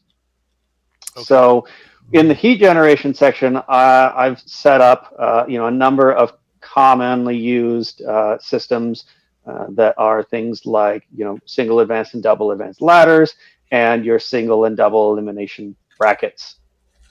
So going forward, what you'll be able to do is say we want to run a double elimination. We might run that either through the FAI rules or the multi-GP rules. We can pick that one. What do we want to seed that to begin with? Do we have a qualifying class we want to run that from, or do we just want to dump all of our pilots in? And then where do we want to output that to? In this case, I'll just say, well, let's create a new one, and I'll hit the generate heats button. And that's going to create a new class in my class list. That will be, here we are. That will have the races set up as bracketed races. So this one, when you run it, it's going to go to the qualifying class that we ran previously, look for the third rank, and put that pilot in there, and then the 6, 11, and 14, and so forth. Wow. And what it will do also is you'll see the frequency assignments aren't here anymore because it's going to look for them automatically. And this will use previous race data as well. So it knows where people have been in and what they've been in most recently to minimize the frequency changes. So that when you run it, only one maybe or two people will have to change instead of just sort of picking them randomly. So the system that's going in place here is more flexible than just brackets and ladders, though, in that I can pick any of these heats and whether or not I want that to be from a previous heat or a class result in order to build these together. I don't have like that nice large bracket tree visually in a place yet, but structurally this will run a bracketed race. But this is all still development code, so it's not in a release state yet. Okay. All right. Yeah. All right. One last question for him, awesome. and then we will let him go. He has stayed graciously much longer than I asked him to. It says, with lifetime, can you get all registered pilots from multi-GP events, or is this something Rotor Hazard is looking into? We are looking into that. Getting these, this event structure material in place that we were just looking at is kind of a prerequisite to being able to pull times down or pull pilot data down from multi-GP and then submit it back up into place. So we're going to have to sort that out before we move into that, but it is something we're definitely interested in going forward into. Yes. Yeah. And AA says Joe calls it peace and love, not having to switch. I think he's talking about Joe Scully there. So thank you, Michael, for coming out. Is there anything you would like to add? Anything you would like to say to FPV world out there? The majority of my viewers watch later because there's other streamers that's on at the same time. And so If you're interested, just try it out. Find a club in the area that has one, or talk to people online that have one, and try and get your hands on one, or build it yourself, and and really give it a try. It's built for the small and the medium sized groups. These are this is accuracy level, and that's on par with the commercial equipment. But it's a little bit more effort to get there. You have to build it yourself. But this is a group of people that are building quads on their own. So in a lot of cases, it's something that almost everybody who's doing the hobby can do this as well. It should be at that same skill level to get to that point. And if you build it, really, you can fix it. We're here for the community. So yes, definitely. if you're having issues with it, come and and talk to the developers in the community and say, this is what I'm working on, or this is what I'd like to see. I mean, the features that we put in there are built from what the community wants and how to push that forward. Yeah. If there's any links that you would like for me to put in the live chat, if you can put them in private chat, I don't know if it'll let you post links or not. If it won't, then you can put it in private chat, and I'll post the links to maybe your Facebook group or whatever, the GitHub, which I'll have the GitHub. I can do that myself right here. So right now the GitHub would be the primary place to start learning about it, and the link to the Facebook group is right from there. So that'll be pretty easy to find. Like I said, we'll probably start making a bigger deal out of the Discord soon, but I'm not quite in the place where I'm opening that yet. But I think we'll be doing that. All right. In the near future. Thank you so much for coming out and spending your evening with us. And just in case everybody hasn't known, I hit him. Casey can tell you, I hit him up for any pre-built units that he's not using when he was still in the green room before we ever went live. So, hey, if I get a good one, I might have one for sale. So, and it's a good one too. So thanks a lot, Michael. I appreciate your time. And as I tell everybody here, once a guest on Fat Pastor's YouTube channel, always a guest on our Discord page. There's always a link to come and join. If something new comes out, if you pop a new release and you want to just drop in for literally 5 minutes, not an hour and 30 minutes this time, but literally just pop in for a minute. Marcel Off Axis does it sometimes where he'll just pop in for 5 or 10 minutes and say, hey guys, whatever. That's our channel's like that. And so once a guest, always a guest. So drop by anytime. And we would be glad and honored to have you. Definitely. Thank you. It's been a great show. Yes, all right. Thank you. And have a good one. It's great to have you. All right. All right. So that was, say it, Casey. Amazing. That was amazing. Amazing, Casey. That was wow. That was so much more informative to me than I got a lot of notes. Right. I got a lot of notes. Paper. Thank you, Casey. I recommended pencil and paper. You better believe it. And Double A says big thanks to Michael. Thank you all. Thank you all for joining us tonight and being out there. It made it a lot more exciting knowing we had such big viewers. Pop says, thanks for the edumacation. And he didn't say that. That's me. But real quick, it is time, or private chat. Let's see. Copy. Real quick. Let me do this so I can get this over into the live chat before I forget, because y'all know me with my memory and stuff. It doesn't take very much at all for me to get sidetracked and see a squirrel Time too. I wasn't talking to you, Deeds. I was talking to that squirrel over there. Oh. This is great. 8-bit. Been having gremlins in my 3D printer that delayed on sending stuff. Yeah, we got something. 8-bit and I are working. Well, 8-bit predominantly is working on something big here with the channel. It's a very gracious member of our team here. He's a moderator on the channel, and so yeah, you'll hear about that pretty soon. Info pack stream, good deal. Thanks, man. Yes, thank you. Have a great evening, fam. Yeah, run over there, drop into good to see Marcel. you, It's about time over there in his, and says, I haven't had the pleasure of building tech at IO, just gates and tracks. I've missed the other half of it over the years.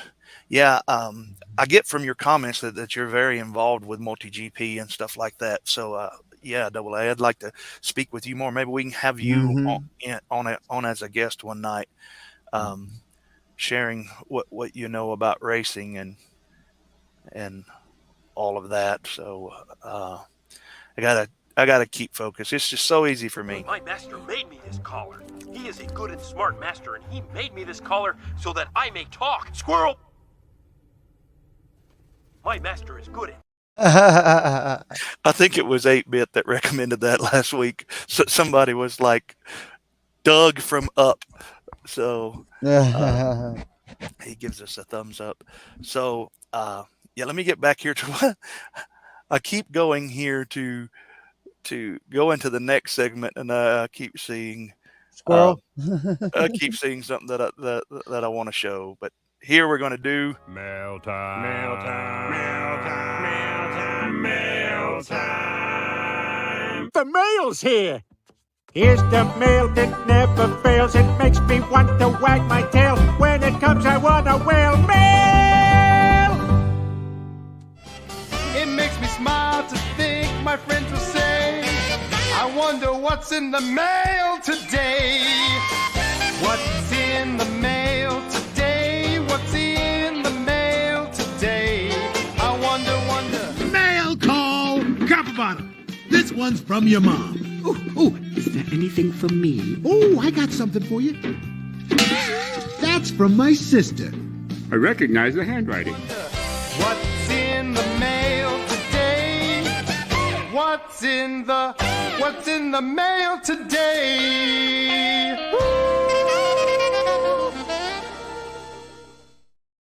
And the question is, do you recognize the handwriting? Mail time. Got a package there from Kevin Leonard Turner. That's Kevin Heads Up. Got all kinds of goodies. There's some stuff from RDQ mixed in here with it too. But let me show you these. Some of you may recognize those. I am getting ready for the Tiny Trainer race in February. I bought 2 frame kits that I want to have built out. And if I'm able to get them all built out before the race, that means I'm probably going to have 2 regular Tiny Trainers for sale. Or, I don't know, trade, maybe even giveaway, who knows. But this is the new frame kits. As you can see, they're unopened. And the new canopies, there is a Mondo has a good video on how this is built out. If you've built these before, it can be a pain to make any changes, but the new ones, this canopy will hinge up. It's all kind of one piece, and the arms just kind of strap on like always. So yep, that's something that you'll see on the. I want to build one on the channel. We may build one in the downtime between Friday night and Saturday's races for those of you that are going to come and camp out this weekend. Yep. This weekend. Seems like everybody's starting to get better. I've got some. What else did I get? Pop Shop asks where is the Tiny Trainer race? It is in Knoxville, the Knoxville area, and it's at a church in Kingston. I think it's on Kingston Pike in the Knoxville area, Maryville area. I had a link. You can go onto the Tiny Trainer page, and Casey, if you can find that, the Tiny Trainer 2023 Whoop Racing Series. I ordered some of these, the ORT antennas. I like these for HDzero. They're light, but in my opinion, they do better than the little whip antennas. Definitely. And so we got that, and I ordered this little left-hand circular polarized. That is for the walk snail. Man. And let me tell you, they have appropriately named that with the snail. That's all I've got to say. I've been doing some testing. Drone Poison and others were asking me last week to have some kind of an update on the HDzero Mobula 7. Mm-hmm. No, this is the Walk Snail Mobula 7. Oh, yeah. I flew this in comparison to the HDzero Mobula 7. They have the same motors, same props, same flight controller. The only difference is the canopy and antenna and the VTX, and they are very, very different. Very, very different. I can tell you that I don't want to spoil a review, but I can tell you that they're at times, this one 50 foot from me was unflyable, and it's not a firmware issue. It's the wide dynamic range. I was flying it on a cloudy day, and the sky was kind of overcast, and it was completely black on everything below the tree line. Another thing, I ordered this from, this is something for you HDzero guys. I don't know if you can read that. That is the SkyZone 04X foam for the HDzero goggles. I saw people ask me if this would work on the HDzero goggles, and I don't really know because it's not Velcro. It's sticker only, and this was only like a $4 foam, and the HDzero goggle has the Velcro on it. So I've got some more foam coming. Well, actually, I got some in from RDQ today. And more stuff. Here is the other goggle foam from RDQ. I've not tried this. This just got brought out of the mail. As you can see, the backing here, it has the Velcro on it. So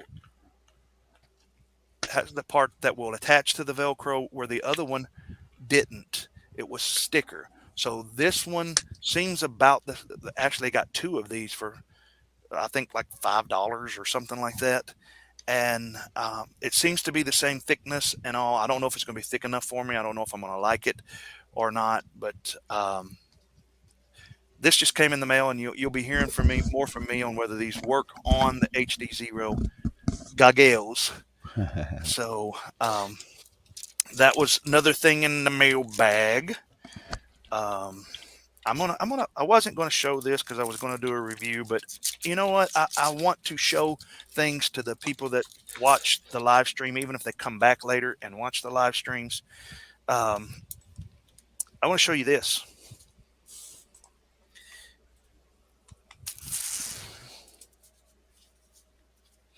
It's a case. Yes. It's a case. See? So, is it a case C? Does it belong to me? It belongs to me? And I've been searching the vast reaches of the Amazonian area for a case that worked good with the HDzero goggles. Here it is. Notice the module bay on the side. Got the True RC patches on the front of it. Still got room. I can even put my double stack. I don't have it on this particular one, but I can even put my double stack on the front of it, and it will fit in. In this case, you've got room up on the top for batteries and cables and all of this. Let me see. Let me show it over here. You got room up here for all of your battery cables, thickness, man, and it's got a strap that holds it in place. So I will put a link down in the description of this live stream after I'm done, of where you can pick this up on Amazon. It is not an affiliate link or anything.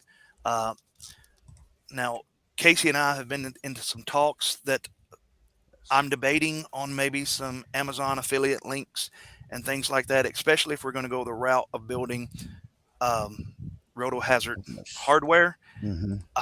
I just don't have the funds for that. But hey, maybe the channel, as it's growing, what are we up to now? Last I checked, we was in the low 800s or something. Yes, on around that. On our sub count. We're trying to get to 1,000, because when we get to 1,000, we are, excuse me, and when we get to 1,000, we are giving away Mobula 6 HD. As you can see, y'all hold me accountable until it's given away. The seal is still not broken. It's brand new. Look at that. It's calling somebody's name. Sub. Yeah, and don't forget to sub on my channel too. Yeah, and become a part of the Fat Pastor I really don't care about mine. FPV live stream channel family.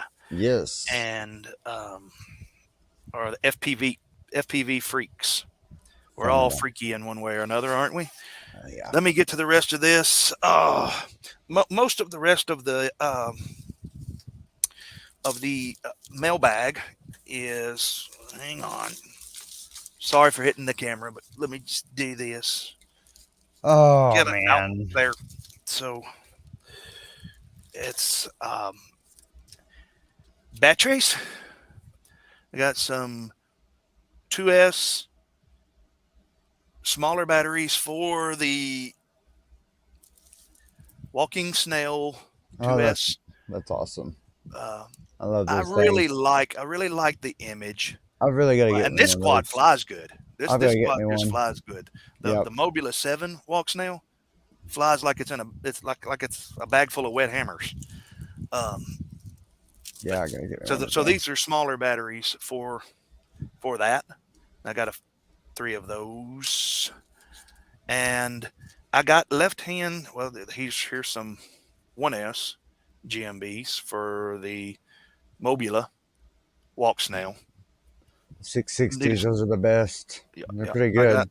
I got a couple of those, and I'm gonna try this out. Let me show you this. I'm gonna rip it open because it's mailbag. Ain't you supposed to open it? Yeah.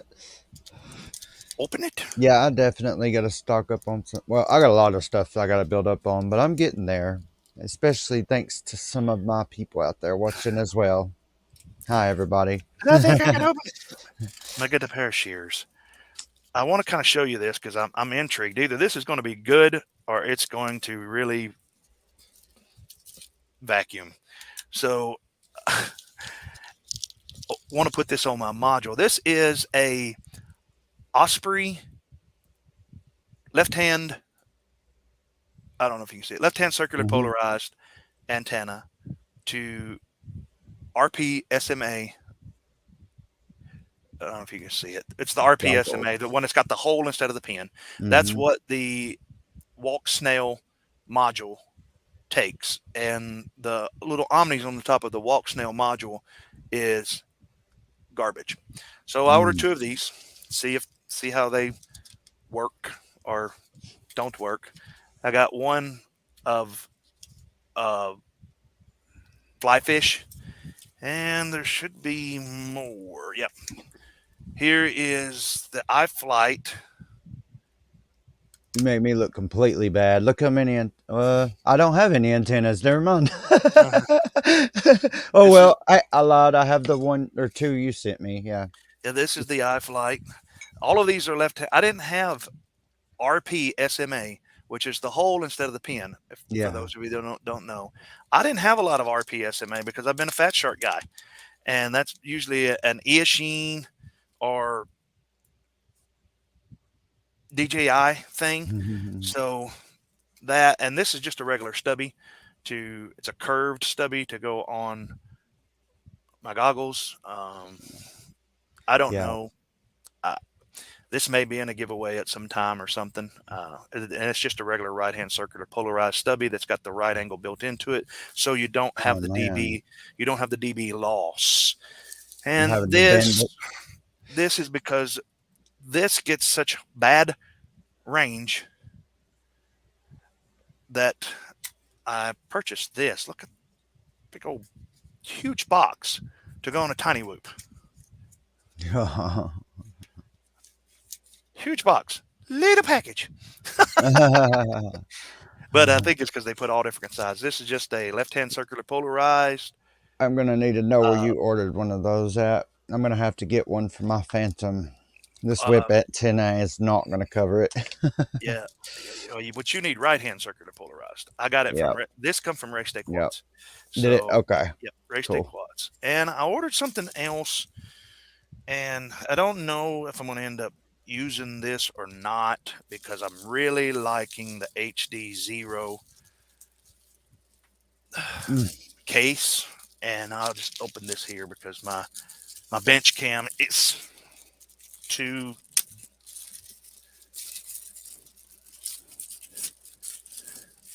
Why does the Mobula get bad range? I don't really know.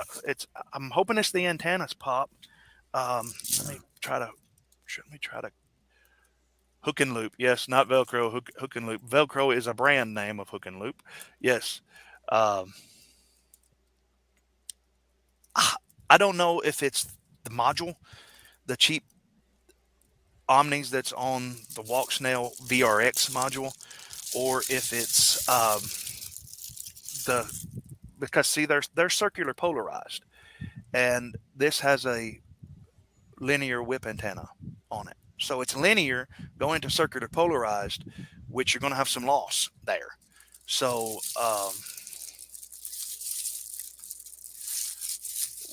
what do you mean VTX range or radio? VTX range. Yeah, it's got Express LRS on it. I'm not having much problems with the radio link. It's immediately. I don't want to. Well, this late, so people watching by now, it's not going to spoil any video that I've got. About going down my paved driveway, about 30 foot from me, my driveway was completely dry. It looked like it was wet, and it looked like the water was blowing over the top of the driveway like snow will before it sticks to pavement. And when I got from my back porch to the front, to the road in front of my house, with just my house in between me, this was running at 85 milliseconds. Oh, wow. And it was cloudy, and there was a lot of moisture in the air that day, so it was a tough day for signal. And but the HDzero, it was having breakup, but it's smooth. I mean, there was the sparkles on the screen, which I don't mind, because this thing, it was like and it was 85 milliseconds, and then you had the blurring on it, and the wide dynamic range, or the white dynamic, what's it called?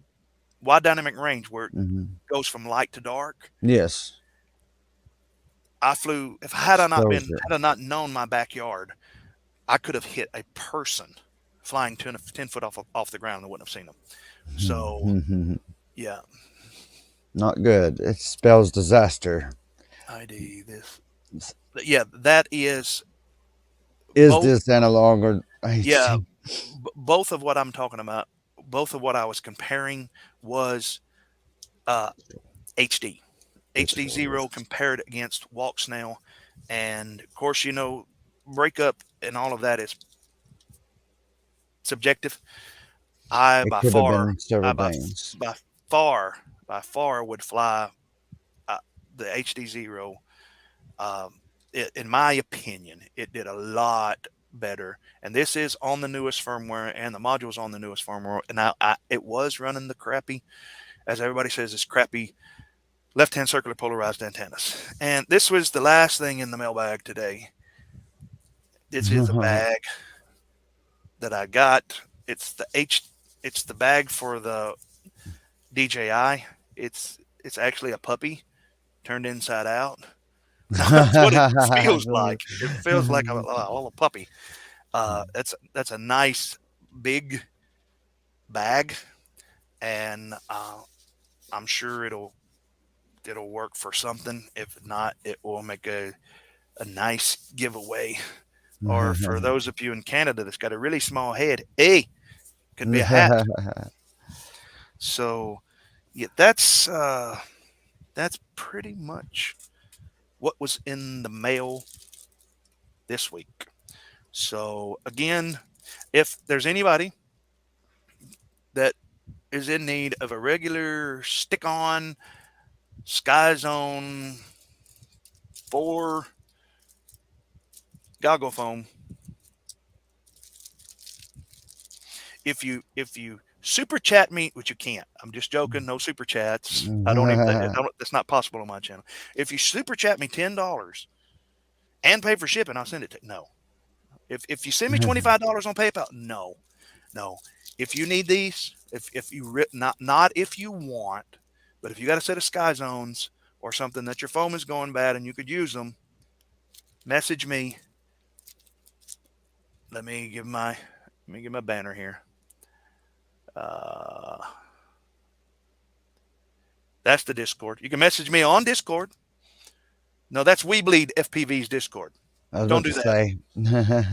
There you go. Don't do that. Nope. I mean, Gmail. Come on, McFly. I mean, what was I thinking? I mean, it's just. You big dummy. You big dummy. You big dummy. You big cold-blooded dummy.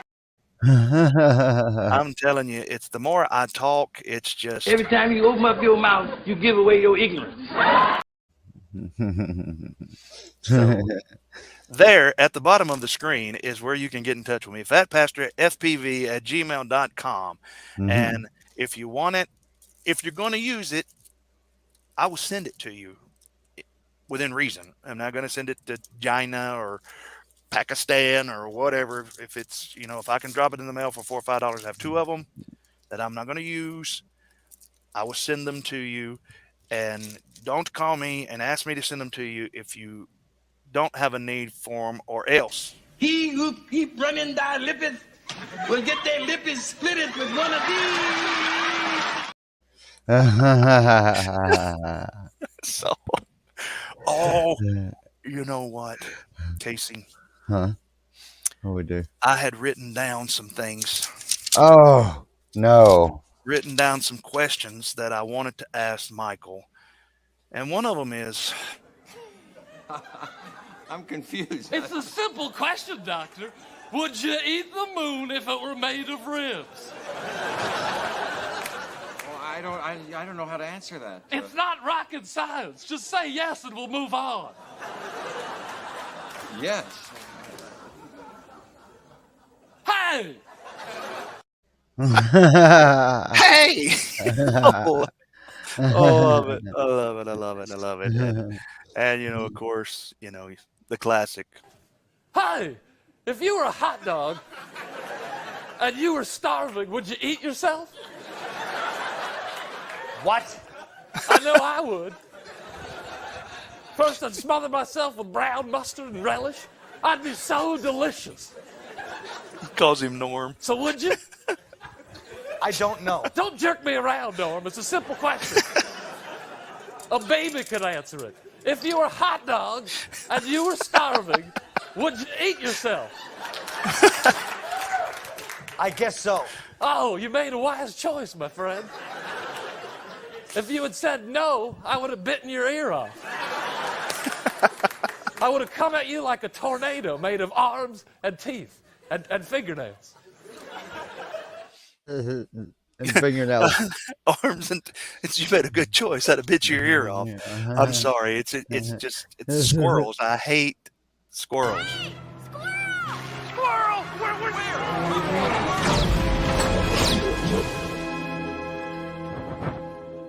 I hate squirrels.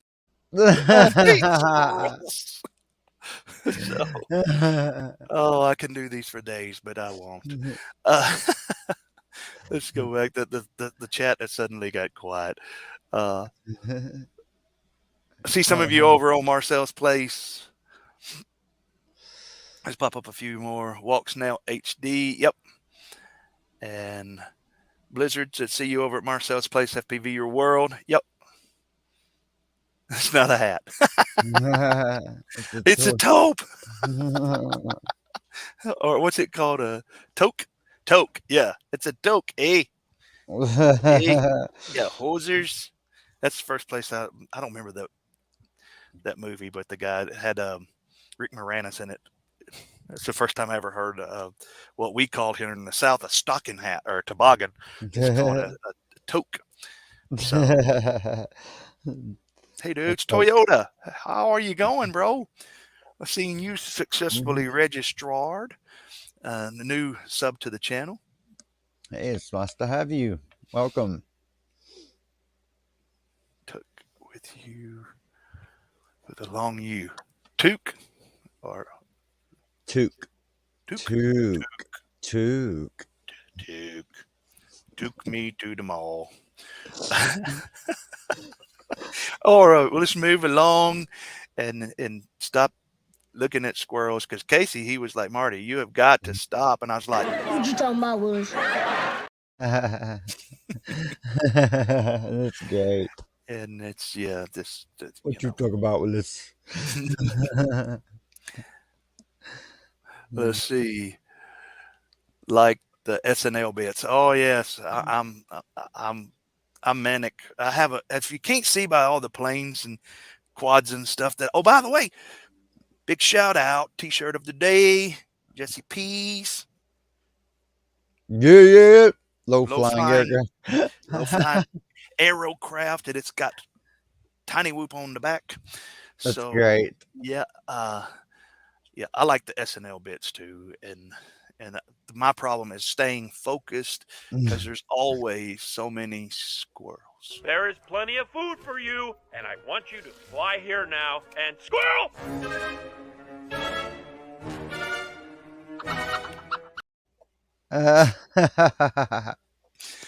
So yeah, it's squirrel.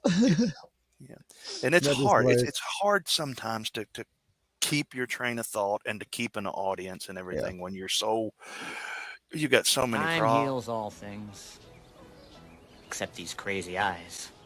Oh, it's good to be home. I know that much. I wasn't talking to you, Deeds. I was talking to that squirrel over there. Oh. You got to love crazy eyes. If you don't love crazy eyes, there's something wrong with you. Yeah, he wrote a nuclear bomb too. He was like nuclear bomb. So yeah, right. When they saved us from Armageddon. You know, that kind of rings a bell now that you say it. Uh-oh. Is that Sister Mary Mangala? I don't know, but the face rings a bell. The face rings a bell. Like that, isn't that weird? Gotta head, guys. Gotta head out. Great night. Thanks, brother. Thanks, brother. LOL. Yeah. We're gonna hang around for a little bit longer. I want to show some. I want to share my screen and show some channel pushes. 8-bit, he's one of our own. He's a moderator here. He has 300 subs. He's going to be doing something really cool. You guys might want to pay close attention. 8-bit is in talks with me, and we're working out some things that some of you may be able to get your hands on some of these frames. So go on over to him. He's got 300 subs going over him to sub to 8-bit, and we're going to play this video. Got audio, Casey? Yes. No audio. There's no audio? No audio. I hear something, but barely.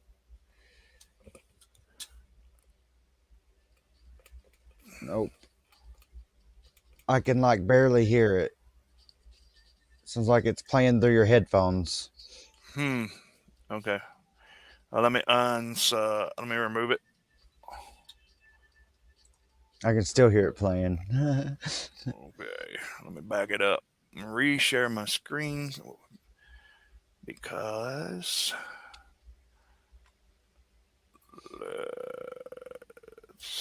yeah, I got us a freestyle too for later. All right, let me share screen. Check my audio.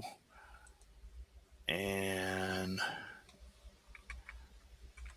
let's try again. Tell me if you have any audio.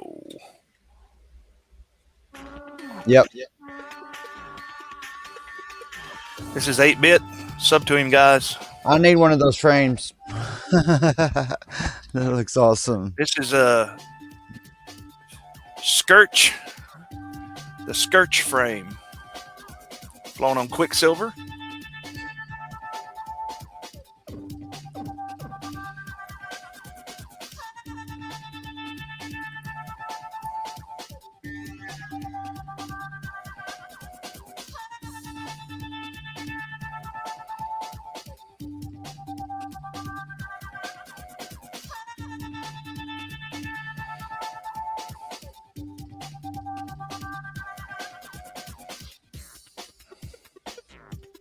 He designed this frame, and I believe Jack's 3D Printing's printed out a bunch for him.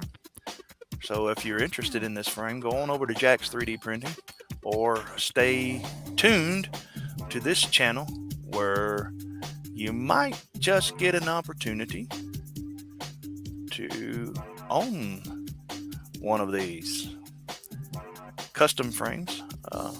I'm gonna try to get one and build an HDzero off of it. That would be that's a that would be what? Good idea. No. That would be a great idea. That would be amazing. There we go. Here we go. Let me pause this. This is Mr. Rogers. If you liked Mr. Rogers as a kid, Mr. Rogers has 12 subs. He is a sub to our channel. Give him a like. I've already subbed. So go and give Mr. Rogers some love with a sub. Definitely. We got sound. We're good.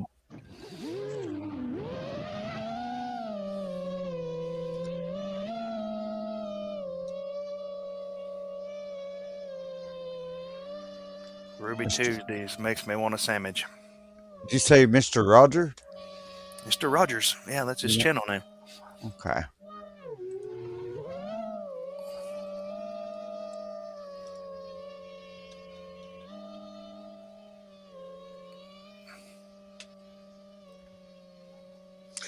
You may have to post a watch him scare the Dollar Tree guy.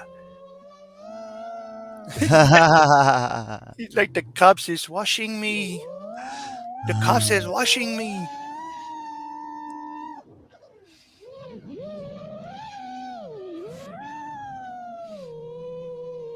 He's looking for him. Like, where's he at?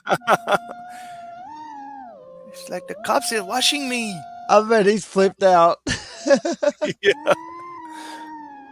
He's telling his girlfriend, I don't know. I think it might be the cops. They're washing me.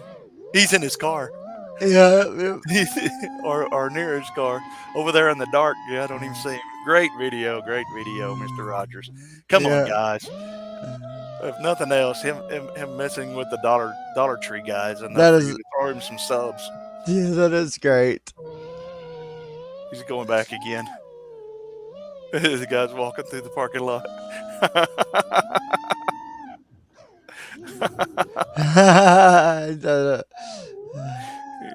He's probably like, where's this guy?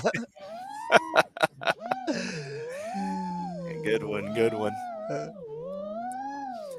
That's too great.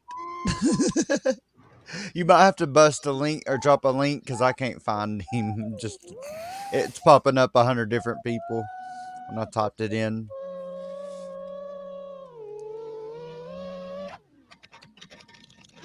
Oh, look at him! Look. Here, let me back it up a little bit. Yeah, let's see that. Look, he skids it across the ground. Do it a little bit more. Go back just a little bit more. Right here.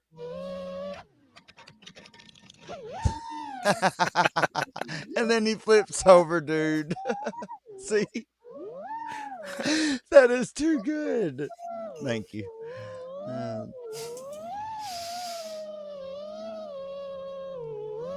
Yeah, he's got this guy all the way out in the middle of the parking lot. Look at him. Yeah. He's just toying with him. That is great. Just a second, Toyota. I'll answer your question. Look. You better watch it. I was flying one time in a park and this 12, 13-year-old, oh, he sees him now. He's standing out there in front of his car. I'm sure he sees him by now. 12, 13-year-old Hispanic kid grabbed my 2.5-inch quad and took off running with it. And luckily there was some college students throwing football and they chased him down. I should have. Yeah, he's walking over to him now. Yeah. and this is when Mr. Rogers got mugged. So no, I'm joking. That was mean. That was mean. That was mean. Oh, hang on. Oh. So Mr. Rogers' link is down there in the description. Let's see who this is. It looks like that might have been his friend. He was waiting on him and messed with him. Here's another sub. That these are guys that are subbing for the chance to win the HDzero quad. He has 59 subs. I would guess that's Airy 509 FPV. Drop in and give him some subs and smash the like button when you do. As you can see, I don't ask you to do something I'm not doing myself. So let's take a look at what he's got going here. Follow him. Subscribe. Let's see. How long have you guys been flying drones? I haven't been able to get my hands on one yet. Well, brother, you in the right place. What part of the country are you from?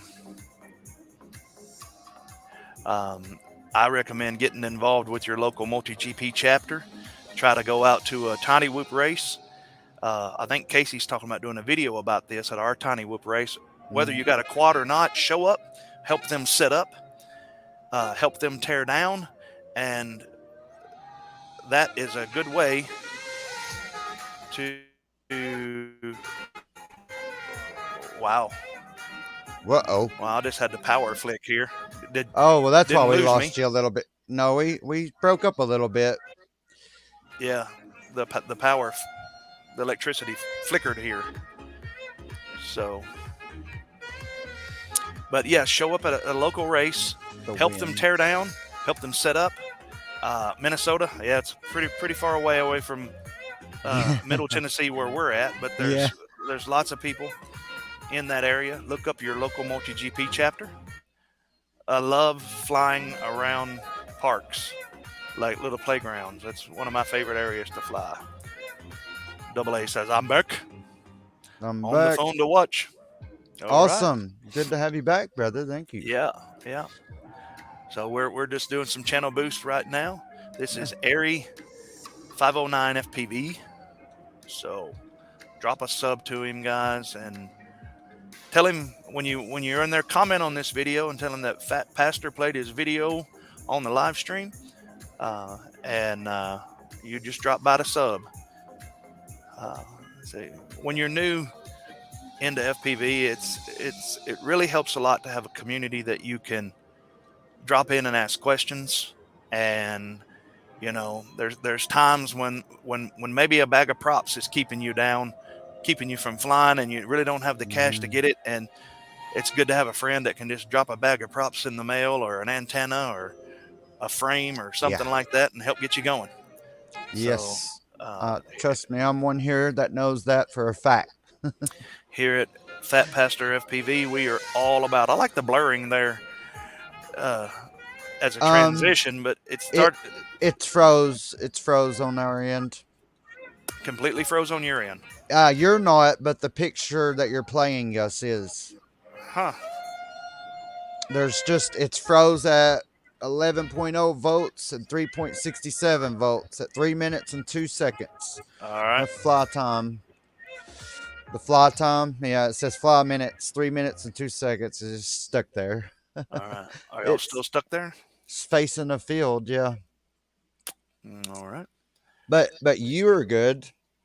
Your feed's coming through fine. Like, I can see you fine, and you're not froze. It's a great way to Double A said it's a great way to see what it's about, is to volunteer and help. Yeah. Yes. All right. Let me let's see. Did it update at all? There it went. Okay. We'll go to the Race Gal Track 10 by Michael Lowndes. He has 124 subscribers. He is a subscriber. Oh, look here. I didn't do it. Yeah, I did. I'm subscribed. He is a subscriber to our channel. We're going to play Race Gal. For those of you that's not familiar with it, this is a whoop race competition. So drop in. Let me get this. Sometimes having the chat over top of it causes problems. Audio's good. It's updating, but very slow.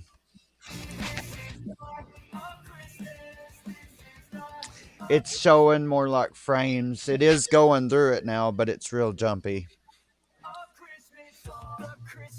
You can definitely tell he's going fast. Because it's real blurry. It's showing on my end pretty.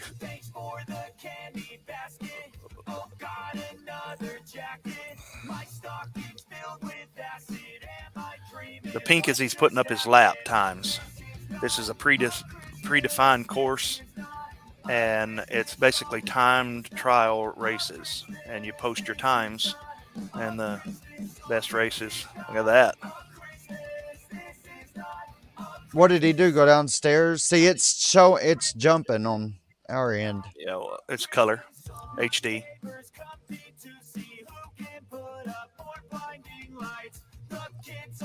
Looks like the same room. It's just vivid color for me.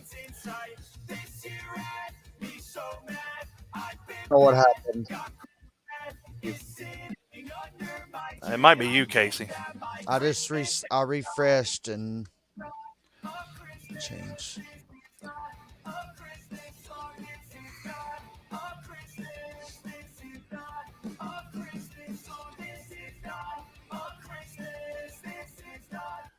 No, Michael Lowndes, 124 subs. Guys, sub out to him. Let me share his channel. And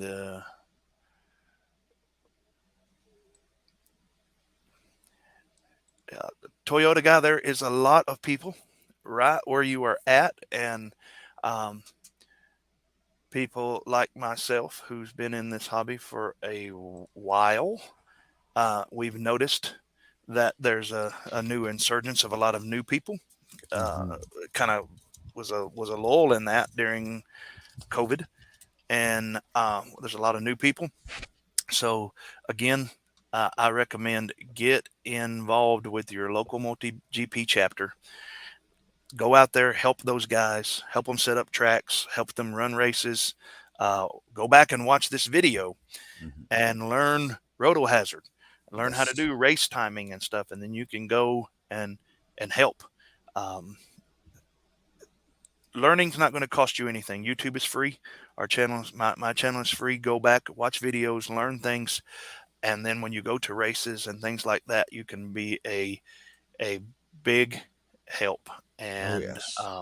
And you'll have a little knowledge in your back pocket. Most races have giveaways during the races, so that's something that you can also do to help you out. And stay tuned. That Pastor's channel. You're just what, a month? No, it was right before Christmas. 2 months. You're 2 months late. I gave away a Tiny Whoop, batteries, charger, and a radio, all bound and all set up to fly. And we do stuff like that from time to time on the channel. This here is, I already know you're registered for this because I approved your comment. But this is HDzero Mobile 6. Might be a bit much to start out with because you'll have to get the HDzero goggles or a module or whatever. But this sealed in the box will definitely get you a trade with some people for a good analog setup. So that's a $199 quad right there. And AA, who's involved with races a lot, he says you will also have much fun. You'll learn and you'll get good deals and some hand-me-downs and giveaways. Yep. Yep. I've never been to a race that people didn't get, that free stuff either wasn't given away or raffled or something like that. So and whenever my channel grows, I definitely plan on doing the same, giving back to the community. So yeah, definitely will pay to be subscribed. Yeah. As someone who's been to races and organized a few races, only, some Tiny Whoop races and stuff like that. A problem is that racers, and it's not bad on all racers. The average racer is going to drive about an hour and a half to 2 hours to get to a good race where there's enough people to fly, especially multi-GP.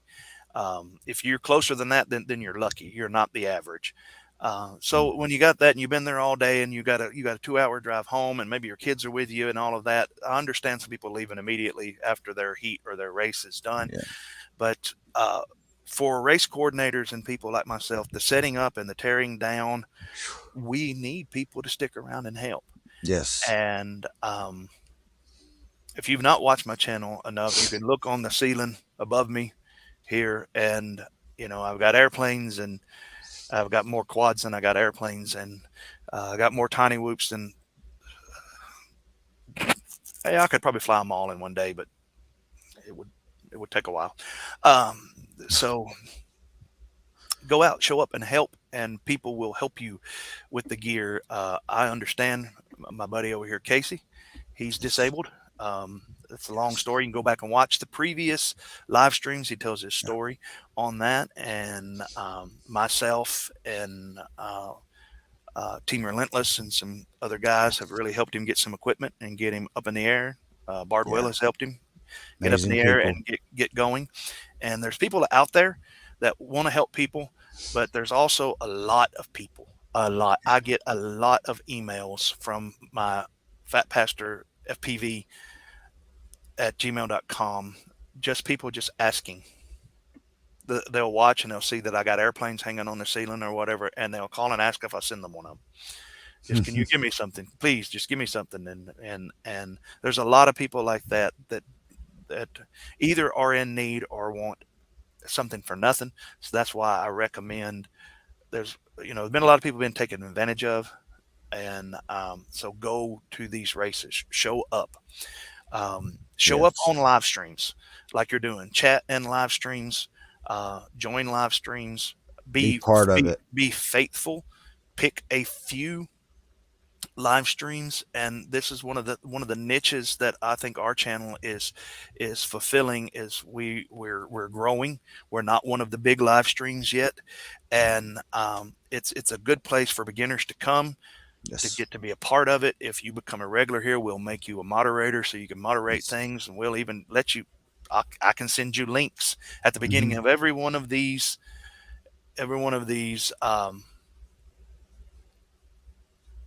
live streams. I put the link to StreamYard so that you can do just what Casey has done here.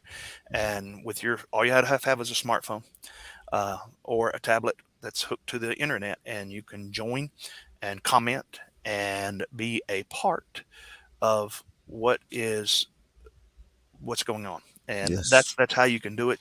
Show up at live streams, chat, learn, and that kind of thing. So look Yeah, we'd forward love to have you. Yeah, look forward to seeing you more in the chats. Yeah. Toyota guy. Yeah. 1971. If that's Yes. is that a 1971 Toyota, or are you a Year. 1971 model? Me, myself, I'm a 1974 model. So about to be 49. So if you're a 1971 model, we know that you have already passed the 50. So so yeah, that's you. He said it's me. It's Yep. me. Yeah, yeah. Certainly, if you go out and just help, you might, I don't know, being what makes you disabled or whatever it was you were saying, you might not be able to put up gates and things like that, but you can you can help. There's always ways that you can help. If nothing else, I've got a little wand that we would test people's VTXs to make sure that they're on 25 milliwatts and things like that. And there's things to do. Yeah, definitely help coordinate and stuff like that. We got a 73, a 71, a 73, and a 74 model. Casey, was you born in 72? 88. All right, I'll take it. 72. 88 was I'm the best. I'm the best. With 88 was amazing. It was very amazing. You know why? Because I was born. Or was it the opposite of amazing? Yeah, or line lead. Yep, that's a good thing. Line lead. Yeah, just sitting there. You can, or with someone's shoulder being a spotter saying, "Nope, you didn't make that. You didn't make that gate." Yeah, or a marshaller. And y'all have to understand, Pops is dyslexic. He's 37, and no, I'm joking. Pops is going to be at the race. I'm hoping which is this Friday. Yes, it's coming. Not this Friday. No, not tomorrow. Not tomorrow. No. The coming Friday. What was I thinking, Casey? I almost told everybody to be there tomorrow. You big dummy. You big dummy. You big dummy. You big cold-blooded dummy. I'm just a cold-blooded dummy. And sometimes it's just every time you open up your mouth, you give away your ignorance. That's funny too. So yeah. Did it to him. So yeah. So we're Pops is like you left you picked a good comment to just leave it on there. Oh yeah, see, I'm saying it. Don't leave it up there. What time Saturday? Well, we'll probably get started around 9 or 10 o'clock, running qualifications and next Saturday. Yeah, next Saturday, the 27th and 28th is the day. We'll be setting up on Friday. We'll be camp out on Friday nights and all of that. Yeah, so the actual main event will be Friday. Yes. Right. Now the main event is actually Saturday. Saturday, yes. Don't take that to heart, everybody. I was joking. Yes, Saturday is definitely the main event. I cannot wait to be there. It's going to be awesome. I hope all of you get to come and we all get to meet. I know we've met like this, but there's nothing like meeting in person, and you know that. So yeah, it'll be awesome. It'll be amazing. Not awesome. So Pop said they're coming for Saturday, so you guys aren't coming for the night. Okay. Well, yeah, so fine. We see how it's going to be. I'm not even going to come and chill with us. Well, they were ready. It was the flu that the flu outbreak that hindered that. I'm sure they probably got plans or something. So yeah, we'll take anybody coming out. And that's right. Who is this commenting? Well, that guy's a liar. He's a liar, and you know what needs to happen to liars, don't you? He who keep running thy lippeth will get their lippeth splitted with one of these. One of these. I love Fred Sanford. I'm sorry. I'm not apologizing for it. I'm not He's great. apologizing for it. Do you need AMA insurance? No.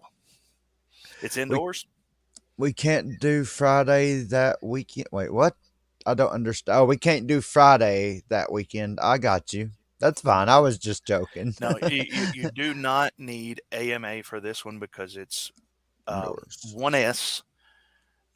It even though we will let 75 millimeter race, but it's 75 millimeter 1S, not 2S inside.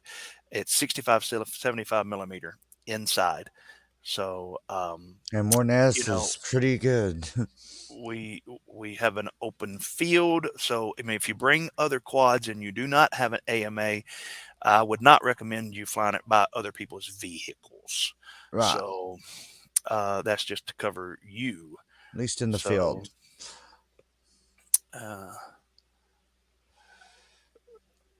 What's that? Double A said IRL is amazing. Yeah, in real life, yes. In real life is amazing. Yes, oh, I got yes. you. Okay. Yes, it's all indoors. It's all Thank you. indoors, Pops. It's if you go on, let me look. Let me find it here. I can give you guys a Yeah, we could all just take that little preview. 5-second test, and then we'll be okay to fly no matter what outside. Well, that's the trust test. That's Yeah. not going to cover you if you fly your quad through somebody's windshield of their car. Oh no, of course not. That's what AMA will cover. Will do. Let's see. Yeah, let me share my screen.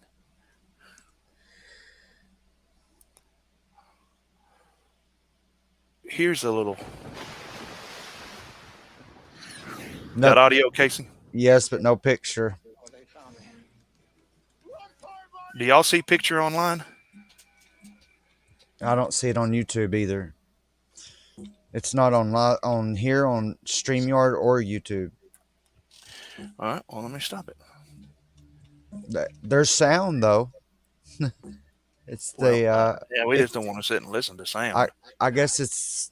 You know what? Let me see something. I'm gonna switch it right here because it was at 1080, and my stream is at 720. Yep, there you go. It worked. That's what it was. Yeah. I'm learning, y'all. Sorry about that. Here's a preview of kind of, but there will be more LED gates. It's I don't know why, but it's jumping, but it will show it.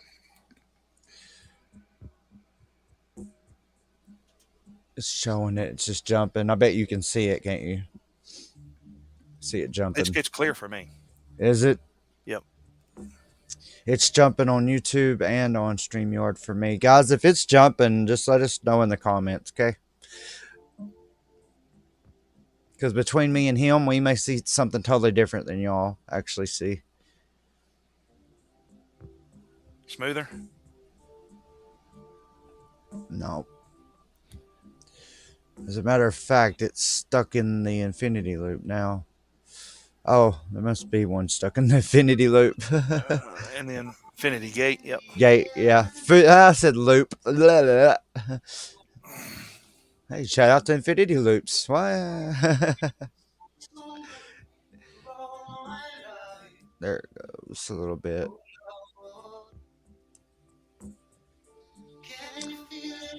It's jumping. Okay. Well, this will give you a jumpy screenshot of kind of the venue to. This is on his more gates. Yeah. And this is on his channel, guys. If y'all want to check it out, it's a great video. Actually, I like it. I like it a lot. Take care, Toyota guy. Yeah, have a blessed evening. Drop in anytime, brother. It's good to have you. We see the Weebly newbie drone. We seen the newbie drone sign.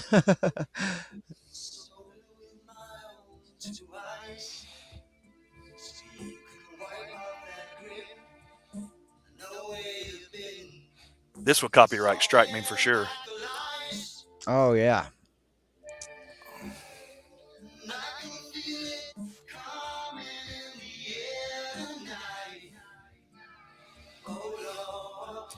Link to it is in the description. This was actually the drone shots was the Mobula 6 HD with the Cadix or the run cam split in it. What you're seeing, if it's watching now, if it's live, you see the drone view is actually a Mobula that has the run cam split in it. So that's why the flying is very slow.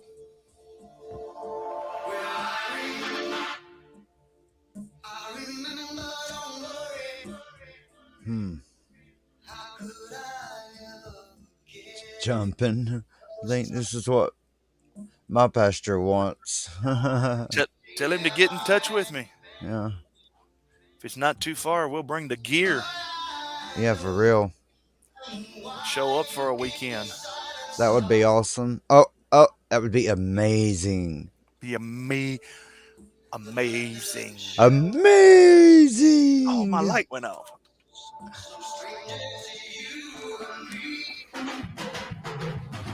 The music's good. Yeah. Phil Collins is an awesome drummer. A lot of people don't know that. Yeah.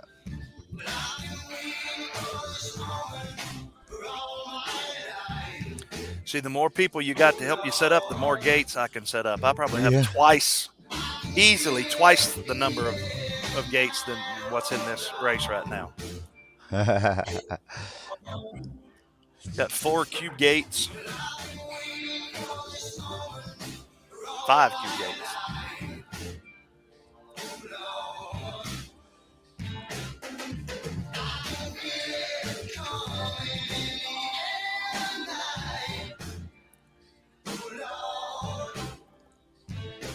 Why is it doing it that way? It's yeah. It's still jumping. It's probably because I started it off at 1080.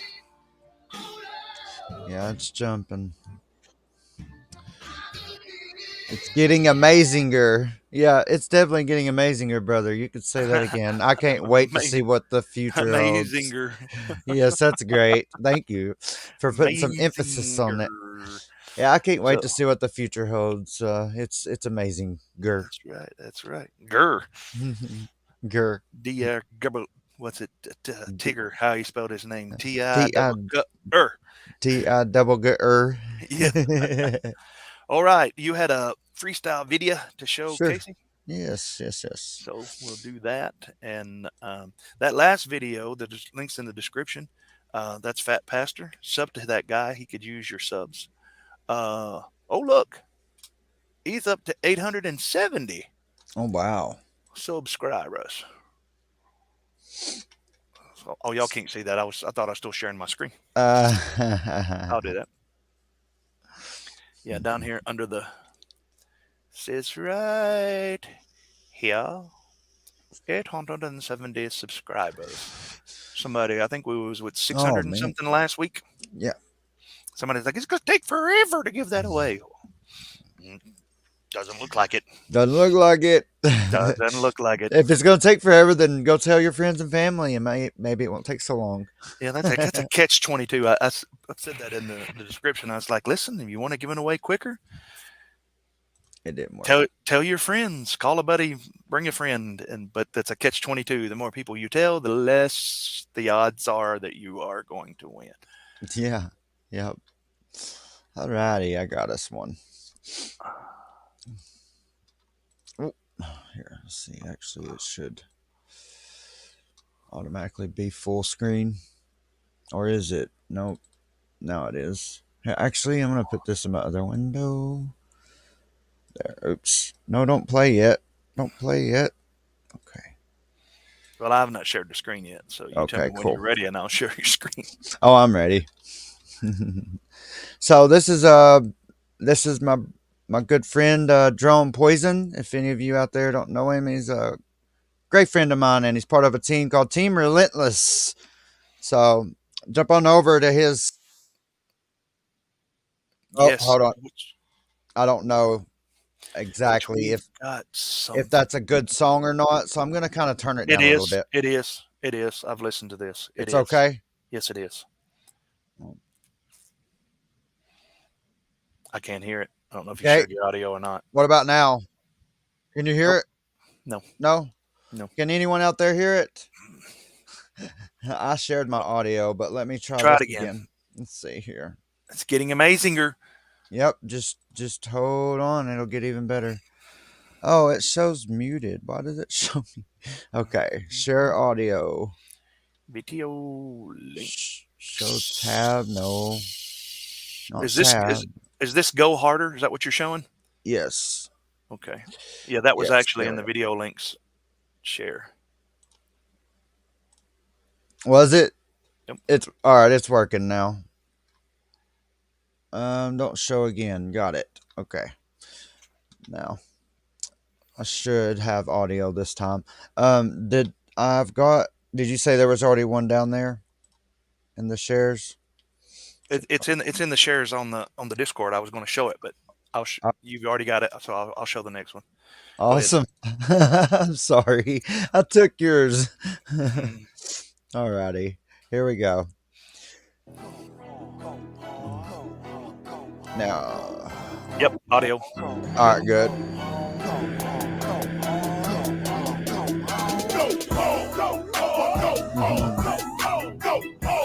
Listen to the song, Casey.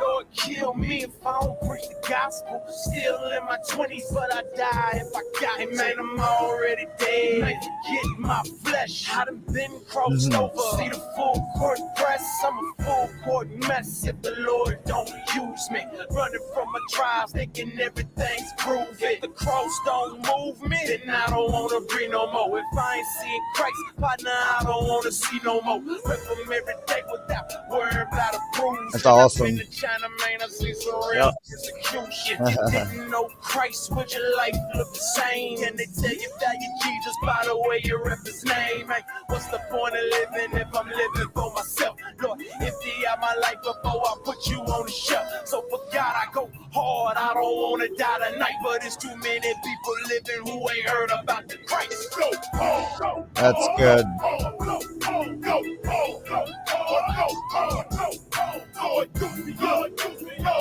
It does.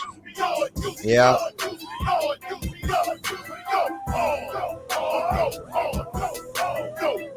Awesome.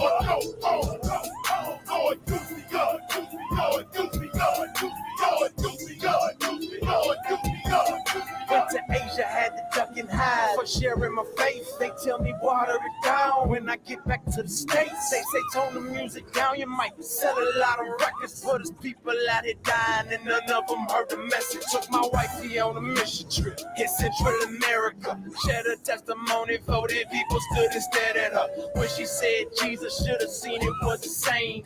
40 out of 40 never heard of Jesus' name. Oh man, we ain't focused on the war, we just kicking it. Worry about our image and our space up on the internet. Take me at the game, coach. I don't wanna play no more. If I can't give it all, I gotta leave it out there on the go. Thank you for the grace, for the will and the desire. Got me living for your glory instead of living to retire. But I pray I never tire of going off of Messiah. I'm not a rap fan, but this song's growing on me. It's really good. It's growing on me. Yeah, me too. It goes good with, I think that Drone Poison could make just about any song. I know it. Mix it with his flying. Yes, I know it. It's amazing. And I actually fly to a lot of the songs he listens to. I do. I just play one of his videos and I start flying. It's funny. I don't even search for the song. I just search for his video.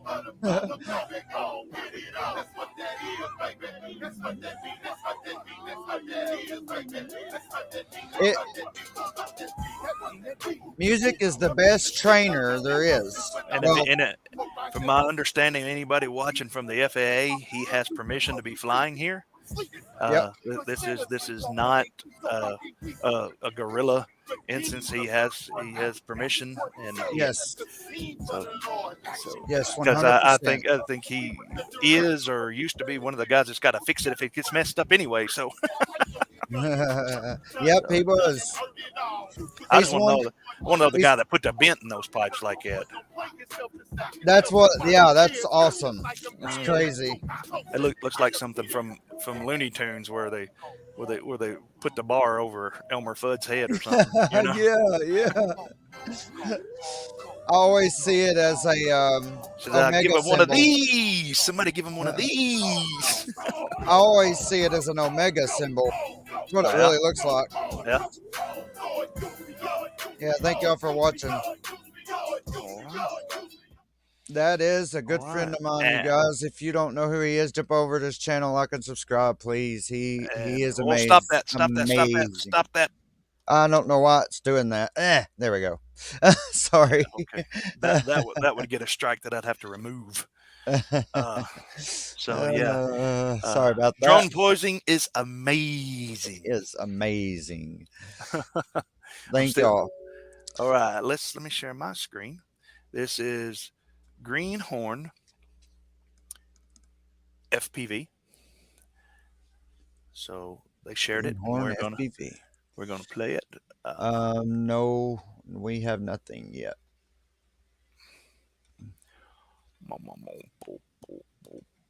Or at least me. We don't on YouTube doesn't. Let's see. Who is this again? That is Drone Poison. You can find him here on YouTube. He's a good friend of mine, and jump on over his channel. I'll throw another link. Actually, his link is right there, about 3 messages up. So I'll throw one more. All right, and here's I'm gonna put Greenhorns in here. Yep. Now, there's this link again, and then he's gonna throw another one in. Yeah. And this one is Greenhorn. We'll see how it plays. Guys, Greenhorn here. It's getting a little windy now, getting darker. All right, we got video jumpy. That little power flicker just messed us up for the night. Well, I'm surprised it didn't disconnect me. I know. But it's watchable. Let's see, how long is this? 6 minutes? Let's get to the flying.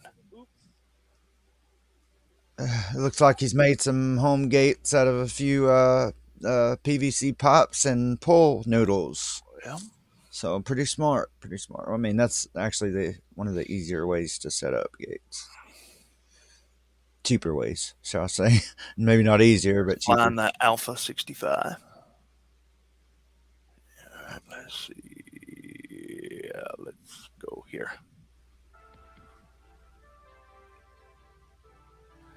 His audio is just low. Naturally, I have that up all the way. Oh, wow. Yeah,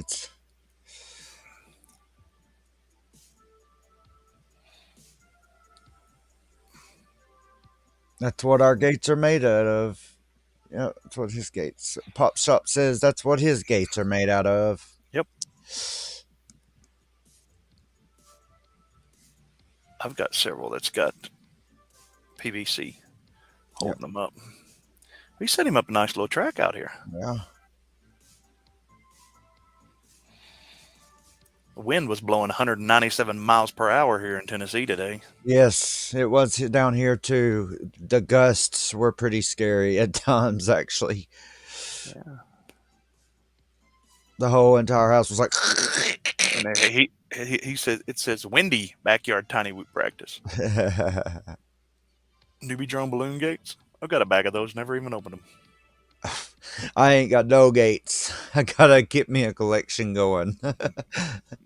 I have trees. That's my realm. That's the only thing I can whip around here.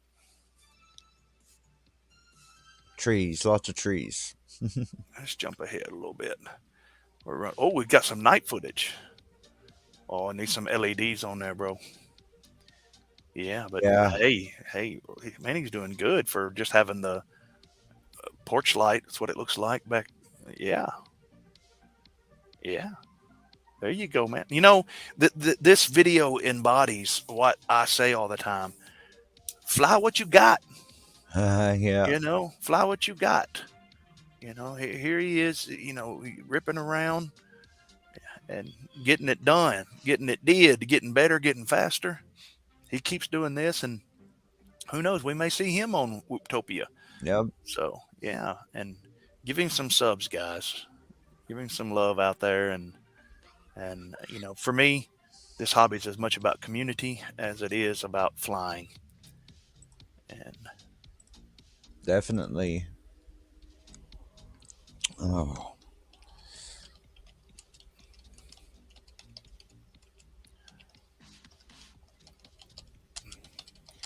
you know, his flying, it's just, you know, I don't know if it's the rhythmic beat of his song, but I'm thinking of that. I like to move it, move it. I like to move it, move it. Very, very good. Very, very I like good. to move it. Ooh, move it. He even had a few of the gates taped to the top of some pins. Greenhorn FPV. Looks like he's already got a few subs. Yep, I'm one of them. So, all right, guys, we are getting close to. Greenhorn had a special stream set up for him and us last week. Line of sight live stream for Whooptopia. Oh, was he at Whooptopia? AA? Was Greenhorn at Whooptopia? If he's at Whooptopia, he should have more than 58 subs. That's just wrong. Come on, guys. Yeah. And you know, and somebody needs to next year at the beginning of Whooptopia, somebody needs to pour a glass of salty water on T-Dog and see if he starts smoking, and you know, and see if he's real. Yeah, see if he's human. If he acts anything like this. Are you okay?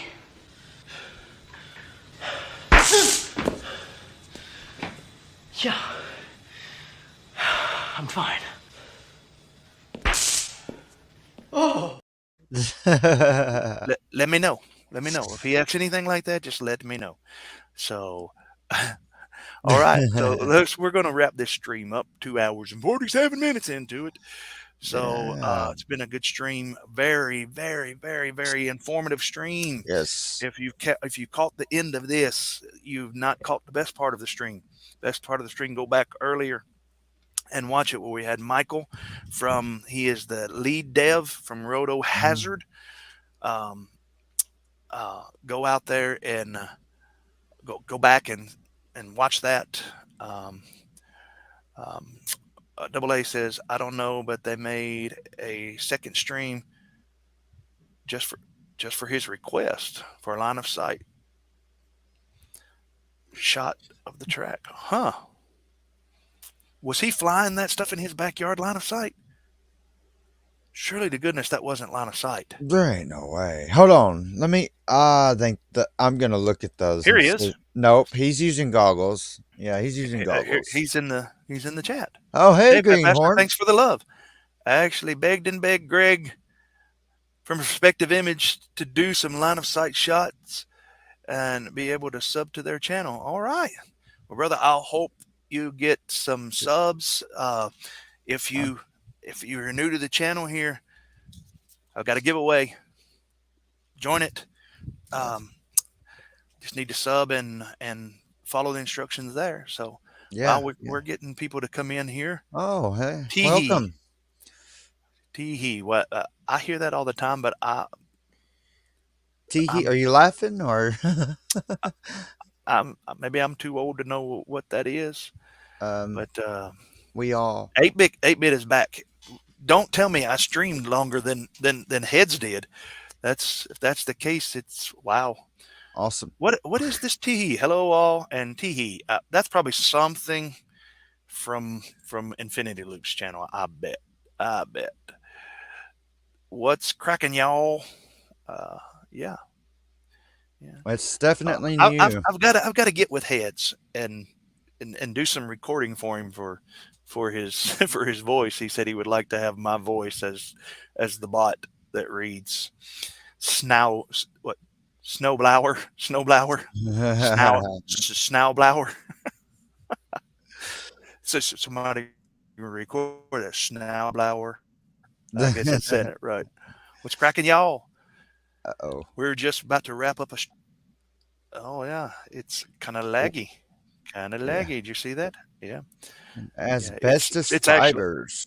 It's actually storming here right now.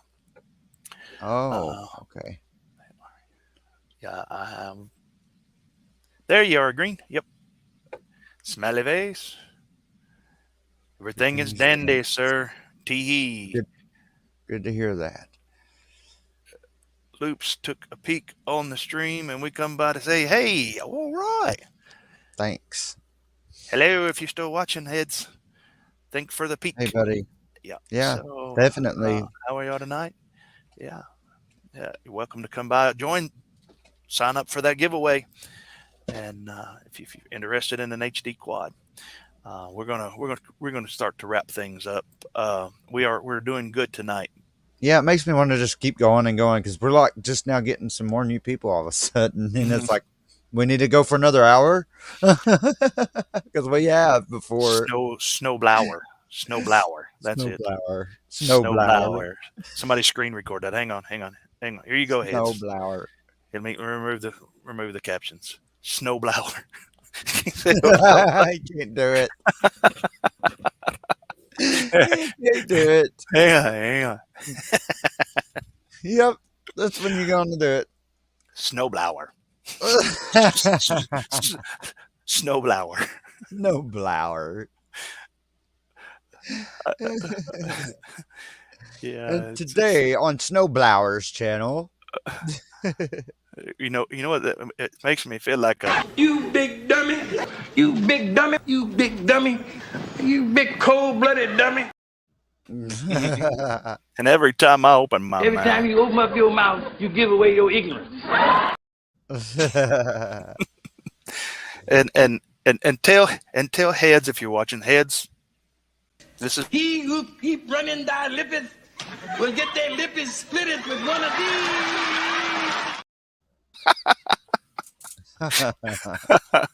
All right, just joking. That's just joking. That's great. That's great.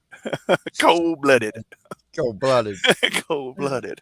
Cold-blooded. Well, just stop by to say hi and to sub. Thanks, man. Thanks. Yeah. Great to have you, Johannes. I guess that's how you say your name, Johannes. I'm not great. I never was hooked on Pahonics. So.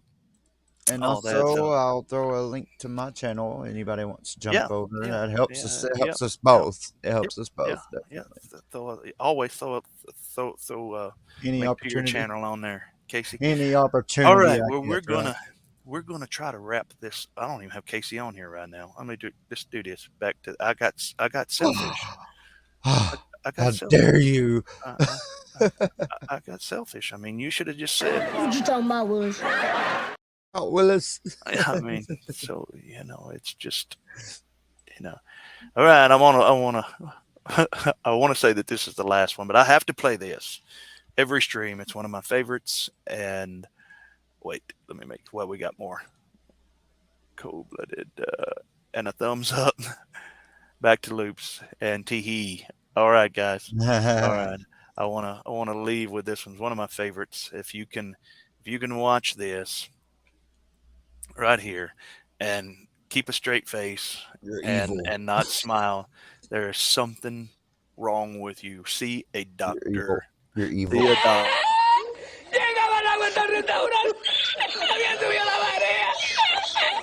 I have no idea what he's saying, but I love it.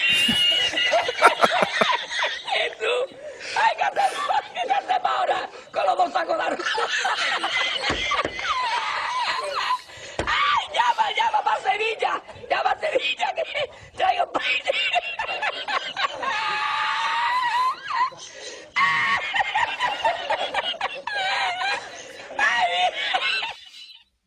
Golly.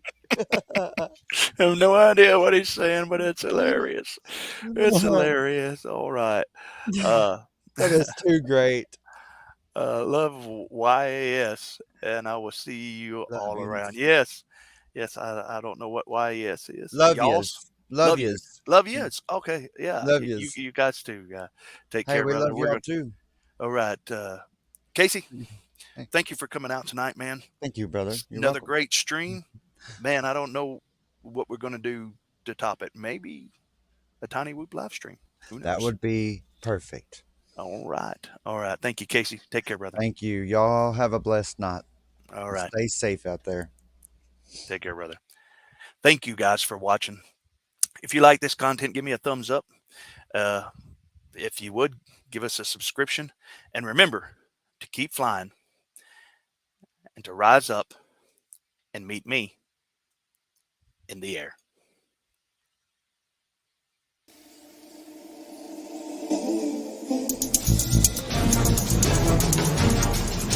Oh my God. They found me. I don't know how, but they found me. Run for it, Marty!